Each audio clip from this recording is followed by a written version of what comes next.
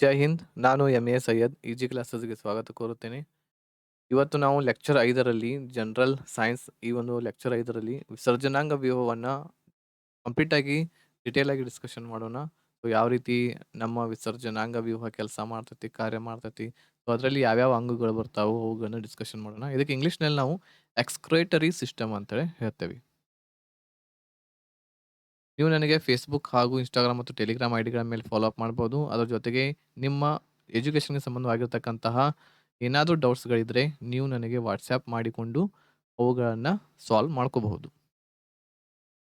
ಮೊದಲನೇದಾಗಿ ವಿಸರ್ಜನಾಂಗ ವ್ಯೂಹ, ಇದಕ್ಕೆ ಇಂಗ್ಲಿಷ್‌ನಲ್ಲಿ ನಾವು ಎಕ್ಸ್‌ಕ್ರೇಟರಿ ಸಿಸ್ಟಮ್ ಅಂತ ಹೇಳ್ತೇವೆ. ಸೊ ಇದು ಒಂದು ಸಿಸ್ಟಮ್ ಯಾವ್ದಕ್ಕೆ ಅಂತೇವೆ ಅಂತಂದ್ರೆ, ಈಗ ನೋಡ್ರಿ ನಾವು ಪಿಸಿಗೆ ಕಂಪ್ಯೂಟರ್‌ಗೂನು ಸಹ ಏನಂತ ಹೇಳ್ತೇವೆ, ಕಂಪ್ಯೂಟರ್ ಒಂದು ಸಿಸ್ಟಮ್ ಆಗಿರುವಂತದ್ದು ಅಂತ ಹೇಳ್ತೇವೆ. ಸೊ ಈ ಕಂಪ್ಯೂಟರ್‌ಗೆ ಮೌಸ್ ಬೇಕಾಗುತ್ತದೆ, ಆಮೇಲೆ ಕೀಬೋರ್ಡ್ ಬೇಕಾಗುತ್ತದೆ. ಸೊ ಇದರಲ್ಲಿ ಯಾವುದೇ ಒಂದು ಕೀಬೋರ್ಡ್ ಆಗಿರಬಹುದು, ಮೌಸ್ ಆಗಿರ್ಬೋದು, ಸಿಪಿಯು ಆಗಿರ್ಬೋದು, ಇದರಲ್ಲಿ ಯಾವುದೇ ಒಂದು ಭಾಗ ಇರುವಂತದ್ದು ಕೆಲಸ ಸರಿಯಾಗಿ ಮಾಡಲಿಲ್ಲ ಅಂತಂದ್ರೆ ಕಂಪ್ಯೂಟರ್ ಸರಿಯಾಗಿ ಕೆಲಸ ಮಾಡೋದಿಲ್ಲ. ಅಂತಂದ್ರೆ ಆ ಕಂಪ್ಯೂಟರ್ ಏನಾಗುತ್ತದೆ, ಸರಿಯಾಗಿ ನಮ್ಗೆ ವರ್ಕ್ ಕೊಡೋದಿಲ್ಲ. ಸೊ ಅದಕ್ಕೆ ಈ ಒಂದು ವಿಸರ್ಜನಾಂಗ ವ್ಯೂಹದಲ್ಲಿಯೂ ಸಹ ಬಹಳಷ್ಟು ಅಂಗಗಳು ಕೂಡಿಕೊಂಡು ಏನಾಗ್ತೈತಿ, ನಮ್ಮಲ್ಲಿರುವಂತಹ ತ್ಯಾಜ್ಯ ವಸ್ತುಗಳು ಏನಿದಾವೋ ಅವುಗಳನ್ನ ಹೊರಗೆ ಹಾಕುವಂತ ಒಂದು ಕ್ರಿಯೆಗೆ ನಾವು ಏನಂತ ಹೇಳ್ತೇವಿ, ವಿಸರ್ಜನೆ ಅಂತ ಹೇಳ್ತೇವಿ. ನಮ್ಮಲ್ಲಿ ತ್ಯಾಜ್ಯ ವಸ್ತುಗಳು ಇಲ್ಲಿದೆ ನೋಡ್ರಿ. ದೇಹದಲ್ಲಿ ಉತ್ಪತ್ತಿಯಾದ ತ್ಯಾಜ್ಯ ವಸ್ತುಗಳನ್ನು ನಾವು ಹೊರಹಾಕಲು ಆ ಒಂದು ಕ್ರಿಯೆಗೆ ನಾವು ವಿಸರ್ಜನೆ ಅಂತ ಹೇಳ್ತೇವಿ. ಅಂತಂದ್ರೆ ಹೊರಹಾಕುವುದು. ಈ ವಿಸರ್ಜನೆ ಕ್ರಿಯೆಗೆ ಸಂಬಂಧಪಟ್ಟ ಅಂಗವ್ಯೂಹಕ್ಕೆ ಅಂತಂದ್ರೆ ಬಹಳಷ್ಟು ಅಂಗಗಳು ಇರ್ತಾವಲ್ಲ, ಆ ಎಲ್ಲಾ ಅಂಗಗಳು ಕೂಡಿ ಈ ಒಂದು ಕೆಲಸವನ್ನ ಮಾಡ್ತವೆ. ವಿಸರ್ಜನೆ ಕೆಲಸವನ್ನ ಮಾಡ್ತವೆ. ಸೊ ಆ ಒಂದು ಎಲ್ಲಾ ಸಿಸ್ಟಮ್‌ಗೆ, ಆ ಒಂದು ಅಂಗವ್ಯೂಹಕ್ಕೆ ನಾವು ವಿಸರ್ಜನಾಂಗ ವ್ಯೂಹ ಅಂತೇಳಿ ಹೇಳ್ತೇವಿ. ಮಾನವ ವಿಸರ್ಜನಾಂಗಗಳು ಅಂತಂದ್ರೆ ಯಾವ್ಯಾವ ವಿಸರ್ಜನಾಂಗದಿಂದ ನಾವು ಎಕ್ಸ್‌ಕ್ರೇಟರಿ ಸಿಸ್ಟಮ್ ಅನ್ನ ಕಂಪ್ಲೀಟ್ ಮಾಡ್ತೇವೆ ಅಂತಂದ್ರೆ, ಅದರಲ್ಲಿ 1ನೇದ್ದು ಚರ್ಮ ಬರುತ್ತದೆ. ಅದಕ್ಕೆ ಇಂಗ್ಲಿಷ್‌ನಲ್ಲಿ ನಾವು ಸ್ಕಿನ್ ಅಂತ ಹೇಳ್ತೇವಿ. ಅದೇ ರೀತಿ ಶ್ವಾಸಕೋಶ ಇದೆ. ಅದಕ್ಕೆ ನಾವು ಲಂಗ್ಸ್ ಅಂತ ಹೇಳ್ತೇವಿ. ದೊಡ್ಡ ಕರಳು ಇದೆ. ಇದಕ್ಕೆ ನಾವು ಇಂಗ್ಲಿಷ್‌ದಲ್ಲಿ ಲಾರ್ಜ್ ಇಂಟೆಸ್ಟೈನ್ ಅಂತ ಹೇಳ್ತೇವೆ. ಲಾರ್ಜ್ ಇಂಟೆಸ್ಟೈನ್ ಅಂತ ಹೇಳ್ತೇವೆ. ಅದ್ರ ಜೊತೆಗೆ ಪಿತ್ತಕೋಶ ಇದೆ. ಈ ಪಿತ್ತಕೋಶಕ್ಕೆ ನಾವು ಇಂಗ್ಲಿಷ್‌ದಲ್ಲಿ ಲಿವರ್ ಅಂತ ಹೇಳ್ತೇವೆ. ಅದ್ರ ಜೊತೆಗೆ ಮೂತ್ರಪಿಂಡಗಳಿದಾವು. ಸೊ ಮೂತ್ರಪಿಂಡಗಳಿಗೆ ನಾವು ಇಂಗ್ಲಿಷ್‌ನಲ್ಲಿ ಕಿಡ್ನಿ ಅಂತ ಹೇಳ್ತೇವೆ.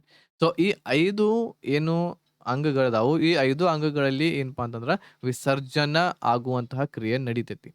ಈ 5 ಅಂಗಗಳ ಬಗ್ಗೆ ಒಂದ್ ಸ್ವಲ್ಪ ಡಿಟೇಲ್ ಆಗಿ ನೋಡೋಣ. ಅದರಲ್ಲಿ 1ನೇದ್ದು ಚರ್ಮ ಇದೆ, ಸ್ಕಿನ್. ಸ್ಕಿನ್ ಅಧ್ಯಯನಕ್ಕೆ ನಾವೇನಂತ ಹೇಳ್ತೇವಿ, ಡರ್ಮೆಟಾಲಜಿ ಅಂತ ಹೇಳ್ತೇವಿ. ಮಾನವನು ತನ್ನ ದೇಹದಲ್ಲಿನ ನೀರು ಮತ್ತು ಕಲ್ಮಶಗಳನ್ನು ಬೆವರಿನ ರೂಪದಲ್ಲಿ ಏನ್ ಮಾಡ್ತಾನಪ್ಪಾ ಅಂತಂದ್ರ ಚರ್ಮದ ಮೂಲಕ ಹೊರಹಾಕ್ತಾನೆ. ನಾವು ಬೇಸಿಗೆ ಕಾಲದಲ್ಲಿ ಏನಪ್ಪಾ ಅಂತಂದ್ರೆ ಎಲ್ಲಿಯೋ ಬಿಸಿಲಲ್ಲಿ ಹೋದ್ವಿ ಅಥವಾ ರನ್ನಿಂಗ್ ಮಾಡಿದ್ವಿ ಅಂತಂದ್ರೆ, ಬಹಳಷ್ಟು ಒಂದ್ ಸ್ವಲ್ಪ ಕಷ್ಟದಾಯಕಿರುವಂತಹ ದೇಹಕ್ಕೆ ಕಷ್ಟದಾಯಕಿರುವಂತಹ ಕೆಲಸವನ್ನು ಮಾಡಿದ್ವಿ ಅಂತಂದ್ರೆ ಬೆವರು ಸುರಿಸ್ಲಿಕ್ಕೆ ಸ್ಟಾರ್ಟ್ ಮಾಡ್ತೇವೆ. ಸೊ ಅದು ಏನಪ್ಪಾ ಅಂತಂದ್ರೆ ನಮ್ಮಲ್ಲಿರ್ತಕ್ಕಂತಹ ಕಲ್ಮಶದಿಂದ ಕೂಡಿರ್ತಕ್ಕಂತಹ ನೀರದು. ಸೊ ಅದು ಏನಪ್ಪಾ ಅಂತಂದ್ರೆ ಬೆವರಿನ ರೂಪದಲ್ಲಿ ನಮ್ಮ ಸ್ಕಿನ್ ಮುಖಾಂತರ, ನಮ್ಮ ಚರ್ಮದ ಮುಖಾಂತರ ಹೊರಗೆ ಹೋಗ್ತತಿ. ಸೊ ಇದು ಒಂದು ಏನಪ್ಪಾ ಅಂತಂದ್ರೆ ವಿಸರ್ಜನೆ ಆಗ್ತಾ ಇರುವಂತದ್ದು ಚರ್ಮದ ಮುಖಾಂತರ. ಅದೇ ರೀತಿ ಶರೀರದ ಇದು ದೊಡ್ಡದಾಗಿರ್ತಕ್ಕಂತಹ ಅಂಗವಾಗಿರುವಂತದ್ದು. ಈ ಒಂದು ಚರ್ಮದ ಜೀವಿತಾವಧಿ 4 ವೀಕ್ಸ್ ಆಗಿರ್ತತಿ. 4 ವಾರ ಅಥವಾ 28 ದಿವಸಗಳು. ಇದರ ನಂತರ ಶರೀರದ ಒಳಗೆ ದೊಡ್ಡ ಅಂಗ, ಈಗ ನೋಡ್ರಿ, ಶರೀರದ ದೊಡ್ಡ ಅಂಗ ಯಾವುದು ಅಂತ ಹೇಳಿ ಕೇಳಿದ್ರೆ ಅದು ಚರ್ಮ. ಶರೀರದ ಒಳಗೆ ಇರುವಂತಹ ದೊಡ್ಡ ಅಂಗ ಯಾವುದು ಅಂತ ಹೇಳಿ ಕೇಳಿದ್ರೆ ಅದು ಏನಂತ ಹೇಳ್ಬೇಕು, ಯಕೃತು ಅಂತ ಹೇಳ್ಬೇಕು. ಅದಕ್ಕೆ ಇಂಗ್ಲಿಷ್‌ನಲ್ಲಿ ನಾವು ಲಿವರ್ ಅಂತ ಹೇಳಿ ಹೇಳ್ತೇವೆ. ಸೊ ಕನ್‌ಫ್ಯೂಸ್ ಮಾಡ್ಕೊಳ್ಲಿಕ್ಕೆ ಹೋಗಬೇಡಿ. ಎಕ್ಸಾಮ್‌ದಲ್ಲಿ ಶರೀರದ ದೊಡ್ಡ ಅಂಗ ಯಾವುದು ಅಂತ ಹೇಳಿ ಕೇಳಿದ್ರೆ ಯಾವ್ದಂತ ಟಿಕ್ ಮಾರ್ಕ್ ಮಾಡ್ಬೇಕು? ಚರ್ಮ ಅಂತ ಹೇಳಿ ಮಾಡ್ಬೇಕು. ಅದೇ ರೀತಿ ಶರೀರದ ಒಳಗೆ ಇರುವಂತಹ ಅತಿ ದೊಡ್ಡ ಆಗಿರ್ತಕ್ಕಂತಹ ಅಂಗ ಯಾವುದು ಅಂತ ಕೇಳಿದ್ರೆ ಅದು ಲಿವರ್. ಹೀಗೆ ಇದರಲ್ಲಿ ಈ ಒಂದು ನಮ್ಮ ಚರ್ಮ ಏನಿದೆಯಲ್ಲ, ಇದು ಬೆವರು ಏನಪ್ಪಾ ಅಂತಂದ್ರೆ ಹೊರಗೆ ಹಾಕ್ತತಿ. ಅದ್ರ ಜೊತೆಗೆ ಸೀವಮ್ ಅನ್ನುವಂಥದ್ದನ್ನು ಹೊರಗೆ ಹಾಕ್ತತಿ. ಸೀವಮ್ ಏನಪ್ಪಾ ಅಂತಂದ್ರೆ ನಾವು ರಾತ್ರಿ ಹೊತ್ತಿನಲ್ಲಿ ಮಲ್ಕೋತೀವಲ್ಲ, ಮಲ್ಕೊಂಡು ಎದ್ದ ಮೇಲೆ ಬೆಳಿಗ್ಗೆ ನಾವು ನಮ್ಮ ಮೂಗಿನ ಮೇಲೆ ಒಂದು ಸಿಲ್ಕಿ ಆಗಿರ್ತಕ್ಕಂಥ ಒಂದು ಏನಪ್ಪಾ ಅಂತಂದ್ರೆ ಒಂದು ನೀರಿನ ತರ ಸಿಲ್ಕಿ ಆಗಿರ್ತಕ್ಕಂತಹ ಮೂಗನ್ನ ಮುಟ್ಟಿ ನೋಡಿದಾಗ ಏನಪ್ಪಾ ಅಂದ್ರೆ ಸಿಲ್ಕಿ ಇರುವಂತ ಒಂದು ಜಿಬಿಟ್ ಆಗಿರ್ತಕ್ಕಂಥದ್ದು ಒಂದು ಪದಾರ್ಥ ನಮಗೆ ಸಿಗ್ತೈತಿ. ಅದಕ್ಕೆ ನಾವೇನಂತ ಹೇಳ್ತೇವಿ, ಸೀವಮ್ ಅಂತ ಹೇಳಿ ಹೇಳ್ತೇವಿ. ಸೊ ನಿಮಗೆ ಇದರ ಅನುಭವ ಆಗಿರ್ಬೇಕು ಸೀವಮ್ ಇದರ ಅರ್ಥ. ಸೊ ಇದು ಮೂಗಿನ ಮೇಲೆ ಇರ್ತೈತಿ. ಅದನ್ನು ಸಹ ಚರ್ಮದ ಮುಖಾಂತರ ನಾವು ಹೊರಗೆ ಹಾಕ್ತೇವೆ. ಅದ್ರ ಜೊತೆಗೆ ಉಪ್ಪು, ನಮ್ಮ ಶರೀರದಲ್ಲಿರ್ತಕ್ಕಂತಹ ಉಪ್ಪು ಸಹ ಈ ಚರ್ಮ ಏನ್ ಮಾಡ್ತೈತಿ, ಹೊರ ಹಾಕುವಂಥದ್ದು. ಸೊ ಬೆವರು, ಸೀವಮ್ ಮತ್ತು ಉಪ್ಪು ಇವು ಎಲ್ಲವುಗಳನ್ನ ಹೊರಗೆ ಹಾಕುವಂಥದ್ದು ಚರ್ಮ ಕೆಲಸ ಮಾಡ್ತೈತಿ. ಮಾನವನಲ್ಲಿ ಬೆವರುವಿಕೆಯು ದೇಹದ ತಾಪವನ್ನ ನಿಯಂತ್ರಿಸುವಲ್ಲಿ ಪ್ರಮುಖವಾಗಿರ್ತಕ್ಕಂತಹ ಪಾತ್ರ ಕೂಡ ವಹಿಸ್ತೈತಿ. ಸೊ ದೇಹದ ಟೆಂಪರೇಚರ್ ಏನಿರ್ತೈತಲ್ಲ ಅದನ್ನ ನಿಯಂತ್ರಣ ಮಾಡುವುದರಲ್ಲಿ ಸೊ ನಮ್ಮ ಬೆವರಿನ ಮುಖಾಂತರ ಕೂಡ ಏನಪ್ಪಾ ಅಂತಂದ್ರ ಕಂಟ್ರೋಲ್ ಮಾಡುವಂಥದ್ದು ಯಾವ್ದು ಮಾಡ್ತೈತಿ? ಚರ್ಮ ಮಾಡ್ತೈತಿ. ಇದರ ವರ್ಕ್ ಏನು? ಚರ್ಮದ ಕೆಲಸ ಏನು ಅಂತಂದ್ರೆ ಕಾರ್ಯಗಳು ಏನೇನು ಅಂತಂದ್ರೆ ಚರ್ಮದಲ್ಲಿರುವ ಲೈಸೋಜಾಯಿ ಲೈಸೋಜೈಮ್ ಜೀವಾಣುಗಳನ್ನು ಕೊಲ್ತೈತಿ. ಓಕೆ. ಚರ್ಮದಲ್ಲಿರುವಂತಹ ಲೈಸೋಜೈಮ್ ಎನ್ನುವಂತಹ ಒಂದು ಏನಿರ್ತೈತಿಪ್ಪಾ ಅಂತಂದ್ರ ಒಂದು ಜೀವಾಣು ಇರ್ತೈತಿ. ಅದನ್ನ ಕೊಲ್ಲಲಿಕ್ಕೆ ಸಹಾಯವಾಗುವಂತದ್ದದು. ಓಕೆ. ಚರ್ಮದಲ್ಲಿ ಲೈಸೋಜೈಮ್ ಅನ್ನುವಂಥದ್ದು ಇರ್ತೈತಿ. ಇದು ಏನ್ ಮಾಡ್ತೈತಿ ಅಂತಂದ್ರೆ, ನಮ್ಮ ಚರ್ಮದೊಳಗಿರುವಂತಹ ಜೀವಾಣುಗಳನ್ನ ಕೊಲ್ಲಲಿಕ್ಕೆ ಸಹಾಯ ಮಾಡ್ತೈತಿ. ಅದ್ರ ಜೊತೆಗೆ ಚರ್ಮದ ಮತ್ತೊಂದು ಕೆಲಸ ಏನಪ್ಪಾ ಅಂತಂದ್ರ, ಸೂರ್ಯನ ನೇರವಾಗಿರ್ತಕ್ಕಂತಹ ಕಿರಣಗಳು ಬರ್ತಾವಲ್ಲ, ಯುವಿ ರೇಸ್ ಅಂತ ಹೇಳ್ತೀವಿ. ಅಲ್ಟ್ರಾ ವಯಲೆಟ್ ರೇಸ್ ಅಂತ ಏನ್ ಹೇಳ್ತೀವಿ. ಆ ಕಿರಣಗಳಿಂದ ನಮಗೆ ರಕ್ಷಣೆಯನ್ನ ನೀಡ್ತೈತಿ. ಆಮೇಲೆ ಚರ್ಮದಲ್ಲಿ ಏನಿರ್ತೈತಿ? ಮೆಲನಿನ್ ಇರುವಂತದ್ದು. ಈ ಮೆಲನಿನ್ ಏನ್ ಮಾಡ್ತೈತಿ ಅಂತಂದ್ರ, ಸೂರ್ಯನಿಂದ ಬರುವಂತಹ ಯುವಿ ಕಿರಣಗಳನ್ನ ಯುವಿ ರೇಸ್‌ಗಳನ್ನ ಮೆಲನಿನ್ ಅನ್ನುವಂಥ ಪದಾರ್ಥ ಅದನ್ನ ಹೀರ್ಕೋತೈತಿ. ಸೊ ಇದರಿಂದ ನಮಗೆ ಚರ್ಮದ ಕ್ಯಾನ್ಸರ್ ಬರೋದಿಲ್ಲ. ಅದ್ರ ಜೊತೆಗೆ ಈ ಮೆಲನಿನ್ ಅನ್ನುವಂಥದ್ದು ನಮ್ಮ ಚರ್ಮದಲ್ಲಿ ಹೆಚ್ಚು ಇತ್ತಂತಂದ್ರ ನಮ್ಮ ಸ್ಕಿನ್ ಏನಾಗಿರುತ್ತದೆ? ಬ್ಲಾಕ್ ಆಗಿರುತ್ತದೆ. ಅದ್ರ ಜೊತೆಗೆ ಮೆಲನಿನ್ ಅನ್ನುವಂಥದ್ದು ಕಡಿಮೆ ಇತ್ತಂತಂದ್ರ ನಮ್ಮ ಸ್ಕಿನ್ ಯಾವ ರೀತಿ ಇರ್ತದೆ? ವೈಟ್ ಆಗಿರುತ್ತದೆ ನಮ್ಮ ಸ್ಕಿನ್.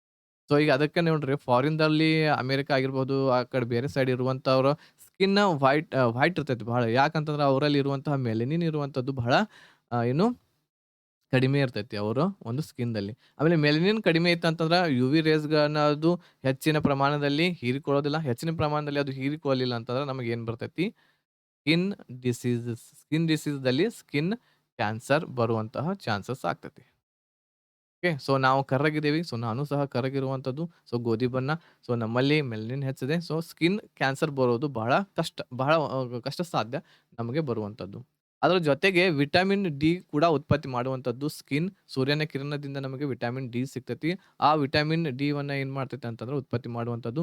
ಅದ್ರ ಜೊತೆಗೆ ಈ ಏನು ವಿಟಮಿನ್ ಡಿ ಏನು ಉತ್ಪತ್ತಿ ಆಗಿರ್ತೈತಿ, ಇದರಿಂದ ಕ್ಯಾಲ್ಸಿಯಂ ಕ್ಯಾಲ್ಸಿಯಂ ಉತ್ಪಾದನೆಯಲ್ಲಿ ಇದು ಸಹಾಯಕವಾಗ್ತತಿ. ಯಾವುದು? Vitamin D. ಓಕೆ. ಚರ್ಮದಲ್ಲಿ ವಿಟಮಿನ್ ಡಿ ಉತ್ಪತ್ತಿ ಆಗ್ತತಿ. ಅದರ ಜೊತೆಗೆ ವಿಟಮಿನ್ ಡಿ ಇರುವಂತದ್ದು ಕ್ಯಾಲ್ಸಿಯಂ ಉತ್ಪಾದನೆಯಲ್ಲಿ ಪ್ರೊಡ್ಯೂಸ್ ಮಾಡುವುದರಲ್ಲಿ ಅದು ಏನಪ್ಪಾ ಅಂತಂದ್ರೆ ಸಹಾಯಕ ಮಾಡ್ತತಿ. ಸೊ ಈ ರೀತಿ ನಮ್ಮ ಸ್ಕಿನ್ ಇರುವಂತದ್ದು. ಸೊ ಇಲ್ಲಿರುವಂತದ್ದು ಇದು ಇವು ಕೂದಲುಗಳು ಇರ್ತಾವೆ. ಆಮೇಲೆ ರೋಮಗಳು ಇರ್ತವೆ. ಕೂದಲು ಅಂತಂದ್ರೆ ಒಂದ್ ಸ್ವಲ್ಪ ದಟ್ಟವಾಗಿ, ಉದ್ದವಾಗಿರ್ತವೆ ಬಹಳಷ್ಟು. ಆಮೇಲೆ ರೋಮಗಳು ಅಂತಂದ್ರೆ ಬಹಳ ಚಿಕ್ಕದಾಗಿರುವಂತವುಗಳು. ಚಿಕ್ಕದಾಗಿರ್ತಾವ ನೋಡ್ರಿ. ಯಾವಾಗ್ಲೂ ನಾವು ಏನೋ ಒಂದ್ ಸ್ವಲ್ಪ ಹೆದರಿದೀವಿ ಅಥವಾ ನಮ್ಮ ಮೂಳು ಬಂತು, ನಮ್ಮ ಮೈ ಮೇಲೆ ಮೂಳು ಬಂತು ಅಂತ ಹೇಳ್ತಾರ ನೋಡ್ರಿ. ಅವಾಗ ಏನಾಗ್ತೈತೆ ಅಂದ್ರ ನಮ್ಮ ರೋಮಗಳು ಎದ್ದು ನಿಲ್ತವೆ. ಎಲ್ಲೋ ಹೆದರಿದ್ವಿ ಅಥವಾ ಚಳಿ ಬಹಳ ಹತ್ತಿತ್ತು ಅಂತಂದ್ರೆ ನಮಗೆ ಆಗಾಕತ್ತಿತ್ತು ಅಂತಂದ್ರೆ ಅವಾಗ ನಮ್ಮ ರೋಮಗಳು ಎದ್ದು ನಿಲ್ತವೆ. ಸೊ ಆ ಎದ್ದು ನಿಲ್ಲುವಂತ ಏನ್ ಕೂದಲುಗಳಿರ್ತಾವು ಅವು ಚಿಕ್ಕ ಚಿಕ್ಕ ಕೂದಲುಗಳು ಅವು ರೋಮಗಳು ಅಂತ ಹೇಳಿ ಹೇಳ್ತೇವೆ ನಾವು ಅವುಗಳಿಗೆ. ಸೊ ಈ ರೀತಿ ಇರ್ತಕ್ಕಂತಹ ಸ್ಟ್ರಕ್ಚರ್ ಇರ್ತೈತಿ. ಸೊ ಇಲ್ಲಿ ನಮ್ಮ ಸ್ಕಿನ್‌ದ ಪೂರ್ತಿಯ ಹೊರಗಿರುವಂತಹ ಒಂದು ನಾವು ಪದರಕ್ಕೆ ಈ ರೀತಿ ಇಷ್ಟು ಪದರ ಏನಿರ್ತೈತಲ್ಲ, ಈ ಒಂದು ಸ್ಕಿನ್‌ದ ಪದರನ್ನ ನಾವು ಏನಂತ ಹೇಳ್ತೇವಿ? ಎಪಿಡರ್ಮಿಸ್ ಅಂತ ಹೇಳ್ತೇವೆ. ಏನಂತ ಹೇಳ್ತೇವಿ? ಎಪಿಡರ್ಮಿಸ್. ಇದಕ್ಕೆ ಕನ್ನಡದಲ್ಲಿ ನಾವು ಹೊರಕವಚ ಅಂತ ಹೇಳ್ತೇವೆ. ಇಲ್ಲಿ ಯಾವುದೇ ರೀತಿ ಇರ್ತಕ್ಕಂತಹ ಬ್ಲಡ್ ಸಿಗೋದಿಲ್ಲ. ಯಾವುದೇ ರೀತಿ ಇರುವಂತಹ ಬ್ಲಡ್ ಇರೋದಿಲ್ಲ. ಆಮೇಲೆ ಇಲ್ಲಿ ಈ ಒಂದು ಹೊರಕವಚ ಇರುವಂತದ್ದು 5 ಕವಚಗಳಿಂದ ಆಗಿರ್ತೈತಿ. 5 ಲೇಯರ್ಸ್‌ಗಳಿರ್ತಾವಿಲ್ಲಿ. ಸೊ ಇಷ್ಟೇ ಇದೆ ಇದು ಇಲ್ಲಿಂದ ಇಲ್ಲಿವರೆಗೆ. ಆದ್ರೆ ಇಲ್ಲಿ ಎಷ್ಟು ಲೇಯರ್ಸ್‌ಗಳಿರ್ತಾವು, ಎಷ್ಟು ಪದರಗಳಿರ್ತವೆ, 5 ಲೇಯರ್ಸ್‌ಗಳನ್ನ ನಾವಿಲ್ಲಿ ನೋಡಬಹುದು. ಅದರಲ್ಲಿ ಈ ಒಂದು 5 ಪದರಗಳು ಏನಿರ್ತಾವು, ಈ 5 ಪದರಗಳಲ್ಲಿಯೇ ನಾವೇನ್ ಕಾಣ್ತೇವಿ? ಮೆಲನಿನ್ ಅನ್ನುವಂಥದ್ದು ನಾವು ಇಲ್ಲಿ ನೋಡಬಹುದು. ಈ 5 ಪದರಗಳಲ್ಲಿ. ಇದು ಹೊರಕವಚ, ಹೊರಪದರ ಅಂತ ಹೇಳ್ತೇವೆ. ಎಪಿಡರ್ಮಿಸ್ ಅಂತ ಹೇಳ್ತೇವೆ ಹೊರಪದರವನ್ನ. ಈಗ ಅದೇ ರೀತಿ ಇನ್ನೊಂದು ಪದರವಿರುತ್ತದೆ. ಸೊ ಇಲ್ಲಿಂದ ನೋಡ್ರಿ. ಈ ಒಂದು ಭಾಗದಿಂದ ಈ ಒಂದು ಭಾಗದವರೆಗೆ ಇರುವಂತದ್ದು. ಈ ಒಂದು ಭಾಗಕ್ಕೆ ನಾವೇನಂತ ಹೇಳ್ತೀವಿ? ಆಂತರಿಕ ಕವಚ ಅಂತ ಹೇಳ್ತೇವೆ. ಇದಕ್ಕೆ ಇಂಗ್ಲಿಷ್‌ನಲ್ಲಿ ನಾವು ಡರ್ಮೈಸ್ ಅಂತ ಹೇಳ್ತೇವೆ. ಡರ್ಮೈಸ್ ಅಂತ ಹೇಳ್ತೇವೆ. ಆಂತರಿಕ ಕವಚ. ಇಲ್ಲಿ ಏನಪ್ಪಾ ಅಂತಂದ್ರ ಕೂದಲುಗಳು ಇರ್ತಾವೆ, ರೋಮಗಳು ಇರ್ತಾವೆ, ಗ್ರಂಥಿಗಳು ಕೂಡ ಈ ಒಂದು ಭಾಗದಲ್ಲಿ ನಾವು ನೋಡಬಹುದು. ಸೊ ಇವು ಗ್ರಂಥಿಗಳಿದಾವೆ ನೋಡ್ರಿ. ನಮ್ಮ ಬೆವರನ್ನ ಹೊರಗೆ ಹಾಕುವಂತಹ ಗ್ರಂಥಿ ಇದು. ಸೊ ಈಗ ಎಕ್ಸಾಮ್‌ದಲ್ಲಿ ಕೇಳಿದ್ರು ಅಂತಂದ್ರೆ ಬೆವರನ್ನು ಹೊರಹಾಕುವಂತಹ ಚರ್ಮದಲ್ಲಿರುವಂತಹ ಗ್ರಂಥಿಗಳು ಯಾವ ಒಂದು ಭಾಗದಲ್ಲಿ ಇರ್ತಾವ ಅಂತಂದ್ರೆ ಅದು ಆಂತರಿಕ ಕವಚ, ಆಂತರಿಕ ಭಾಗದಲ್ಲಿ ಡರ್ಮೈಸ್‌ದಲ್ಲಿ. ಇಂಗ್ಲಿಷ್‌ದಲ್ಲಿಯೂ ಸಹ ನೆನಪಿಟ್ಕೋಬೇಕು. ಅದೇ ರೀತಿ ರೋಮಗಳು, ಕೇಶಗಳು ಎಲ್ಲಿರ್ತಾವು? ಅದು ಸಹ ಡರ್ಮೈಸ್‌ದಲ್ಲಿ. ಇಲ್ಲಿಯೂ ಸಹ 2 ಲೇಯರ್ಸ್‌ಗಳಿರ್ತಾವೆ. ಈ ಒಂದು ಡರ್ಮೈಸ್‌ದಲ್ಲಿಯೂ ಸಹ 2 ಪದರಗಳಿರ್ತವೆ. ಆಮೇಲೆ ಈ ಒಂದು ಏನ್ ಡರ್ಮೈಸ್ ಇದೆ, ಈ ಡರ್ಮೈಸ್‌ದಿಂದನೇ ಏನಿದು ಪದರ್ ಇದೆ ಡರ್ಮೈಸ್ ಅನ್ನುವಂತಹ ಒಂದು ಸ್ಕಿನ್. ಈ ಒಂದು ಸ್ಕಿನ್‌ದಿಂದಲೇ ಏನಪ್ಪಾ ಅಂತಂದ್ರೆ ಈಗ ಅಂ ಈ ಪ್ರಾಣಿಗಳ ಚರ್ಮದಿಂದ ವಸ್ತುಗಳನ್ನ ತಯಾರು ಮಾಡ್ತಾರಲ್ಲ. ಬ್ಯಾಗ್ ಆಗಿರಬಹುದು, ಬೆಲ್ಟ್ ಆಗಿರಬಹುದು, ಬೇರೆ ಬೇರೆ ವಸ್ತುಗಳನ್ನ ತಯಾರು ಮಾಡ್ತಾರೆ. ಸೊ ಅದು ಹೊರ ಕವಚದಲ್ಲಿರುವಂತಹ ಸ್ಕಿನ್‌ದಿಂದ ಮಾಡೋದಿಲ್ಲ. ಈ ಏನು ಆಂತರಿಕ ಕವಚ ಏನಿರ್ತೈತಿ, ಒಳ ಕವಚ ಏನಿರ್ತೈತಿ, ಈ ಒಂದು ಸ್ಕಿನ್ನನ್ನ ಬಳಸ್ಕೊಂಡು ಆ ರೀತಿ ಇರ್ತಕ್ಕಂತಹ ಬ್ಯಾಗ್, ಬೆಲ್ಟ್‌ಗಳನ್ನ ತಯಾರು ಮಾಡ್ತಾರೆ. ಈಗ ಎಕ್ಸಾಮ್‌ನಲ್ಲಿ ಕೇಳಿದ್ರೆ ಬ್ಯಾಗ್ ಅಥವಾ ಬೆಲ್ಟ್ ಈ ರೀತಿ ಇರ್ತಕ್ಕಂತಹ ವಸ್ತುಗಳನ್ನ ಪ್ರೊಡ್ಯೂಸ್ ಮಾಡುವಂತದ್ದು ಯಾವ ಒಂದು ಚರ್ಮದಿಂದ ಅಂತ ಕೇಳಿದ್ರೆ ಡರ್ಮೈಸ್ ಸ್ಕಿನ್‌ದಿಂದ, ಡರ್ಮೈಸ್ ಪದರದಿಂದ. ಓಕೆ. ಇದಾದ ನಂತರ ಇವು 2 ಲೇಯರ್ಸ್‌ಗಳು ಯಾವ್ಯಾವ್ದು ಅಂತಂದ್ರೆ, ಒಂದನೇದ್ದು ಪ್ಯಾಪಿಲ್ಲರಿ ಅನ್ನುವಂತ ಒಂದು ಆಹ್, ಲೇಯರ್ ಇರ್ತೈತಿ. ಒಂದು ಪದರು ಇರ್ತೈತಿ. ಅದ್ರ ಜೊತೆಗೆ ರೆಟಿಕ್ಯುಲರ್ ಅನ್ನುವಂತ ಒಂದು ಪದರ ಇರ್ತೈತಿ. ಸೊ ರೆಟಿಕ್ಯುಲರ್ ಏನಪ್ಪಾ ಅಂತಂದ್ರೆ ಸ್ಕಿನ್‌ದಲ್ಲಿರುವಂತಹ ಅತಿ ಕೆಳಗಿನ ಒಂದು ಪದರು. ಓಕೆ. ಸ್ಕಿನ್‌ದಲ್ಲಿರುವಂತಹ ಅತಿ ಕೆಳಗೆ ಇರುವಂತಹ ಪದರದ್ದು ರೆಟಿಕ್ಯುಲರ್. ಇದಾದ ನಂತರ ಇರುವಂತದ್ದು ಇನ್ನೊಂದು ಸ್ಕಿನ್‌ದಲ್ಲಿಯೇ ಕೆಳಗಿರುವಂತದ್ದು ಅದು ಯಾವುದಪ್ಪಾ ಅಂತಂದ್ರೆ ಫ್ಯಾಟ್ ಇರ್ತೈತಿ. ಸೊ ಇವು 2 ಹೊರ ಕವಚ ಮತ್ತು ಆಂತರಿಕ ಕವಚ 2 ಆದ್ಮೇಲೆ ನಮಗೆ ಸಿಗುವಂತದ್ದು ಯಾವ್ದದು ಫ್ಯಾಟ್. ಫ್ಯಾಟ್ ಅಂತಂದ್ರೆ ನಿಮಗೆ ಗೊತ್ತಿರಬಹುದು. ಫ್ಯಾಟ್ ಅಂತಂದ್ರೆ ಚರ್ಬಿ ಅಂತ ಏನ್ ಹೇಳ್ತೇವೆ ನಾವು. ಸೊ ಹಿಂದಿಯಲ್ಲಿ. ಸೊ ಅದು ಫ್ಯಾಟ್ ನಮಗೆ ಸಿಗುವಂತದ್ದು. ಇಲ್ಲಿ ಇರ್ತೈತಿ. ಅದು ಇಲ್ಲಿ ಶೇಖರಣೆ ಆಗಿರ್ತೈತಿ. ಸೊ ಅದನ್ನ ನಾವು ವಯಸ್ಕರು ಆದ್ಮೇಲೆ ಈ ಫ್ಯಾಟ್ ಪ್ರಮಾಣ ಏನಪ್ಪಾ ಅಂತಂದ್ರ ಕಡಿಮೆ ಆಗ್ತೈತಿ. ಇದರ ಕಡಿಮೆ ಆಗುವ ಪ್ರಮಾಣದಿಂದ ಈ ಏನ್ ನಮ್ಮ ಸ್ಕಿನ್ ಇರ್ತೈತಲ್ಲ, ಈ ಸ್ಕಿನ್ ಏನಪ್ಪಾ ಅಂತಂದ್ರ ಸಡಿಲ ಆಗ್ಲಿಕ್ಕೆ ಸ್ಟಾರ್ಟ್ ಆಗ್ತೈತಿ. ಈ ಸ್ಕಿನ್‌ದ ಸಡಿಲ ಆದ್ಮೇಲೆ ನಮ್ಮ ಸ್ಕಿನ್‌ದಲ್ಲಿ ಈ ರೀತಿ ಇರ್ತಕ್ಕಂತಹ ಗೆರೆಗಳು ಕಾಣಿಸ್ಲಿಕ್ಕೆ ಸ್ಟಾರ್ಟ್ ಆಗ್ತವೆ. ನಾವು ವಯಸ್ಕರು ಆದ್ಮೇಲೆ ಅಂತಂದ್ರೆ ಮುದುಕರು ಆದ್ಮೇಲೆ. ಸೊ ಇದಿಷ್ಟು ಸ್ಕಿನ್ ಬಗ್ಗೆ ಇರುವಂತದ್ದು. ಸೊ ಇಲ್ಲಿ ನಾವು ನೋಡಬಹುದು ಇನ್ನೊಂದು ಚಿತ್ರ ಇದೆ. ಸೊ ಇದು ಸ್ವೆಟ್ ಅಂತಂದ್ರೆ ಬೆವರು ಹೊರಹಾಕುವಂತಹ ಒಂದು ಗ್ರಂಥಿ ಈ ರೀತಿ ಇರ್ತವೆ. ಆಮೇಲೆ ಇವು ಕೇಶಗಳು, ಕೂದಲುಗಳು ಇಲ್ಲಿ ಇರ್ತವೆ. ಇದಾದ ನಂತರ ನೆಕ್ಸ್ಟ್ ನಾವು ಲಂಗ್ಸ್ ಅನ್ನುವಂಥದ್ದು ಶ್ವಾಸಕೋಶ. ಇದು ಸಹ ಏನಪ್ಪಾ ಅಂತಂದ್ರೆ ನಮ್ಮ ಒಳಗಿರುವಂತಹ ಹೊರ ತ್ಯಾಜ್ಯ ವಸ್ತು ಹೊರ ಹಾಕುವಂಥದ್ದು ಕೆಲಸ ಮಾಡ್ತೈತಿ.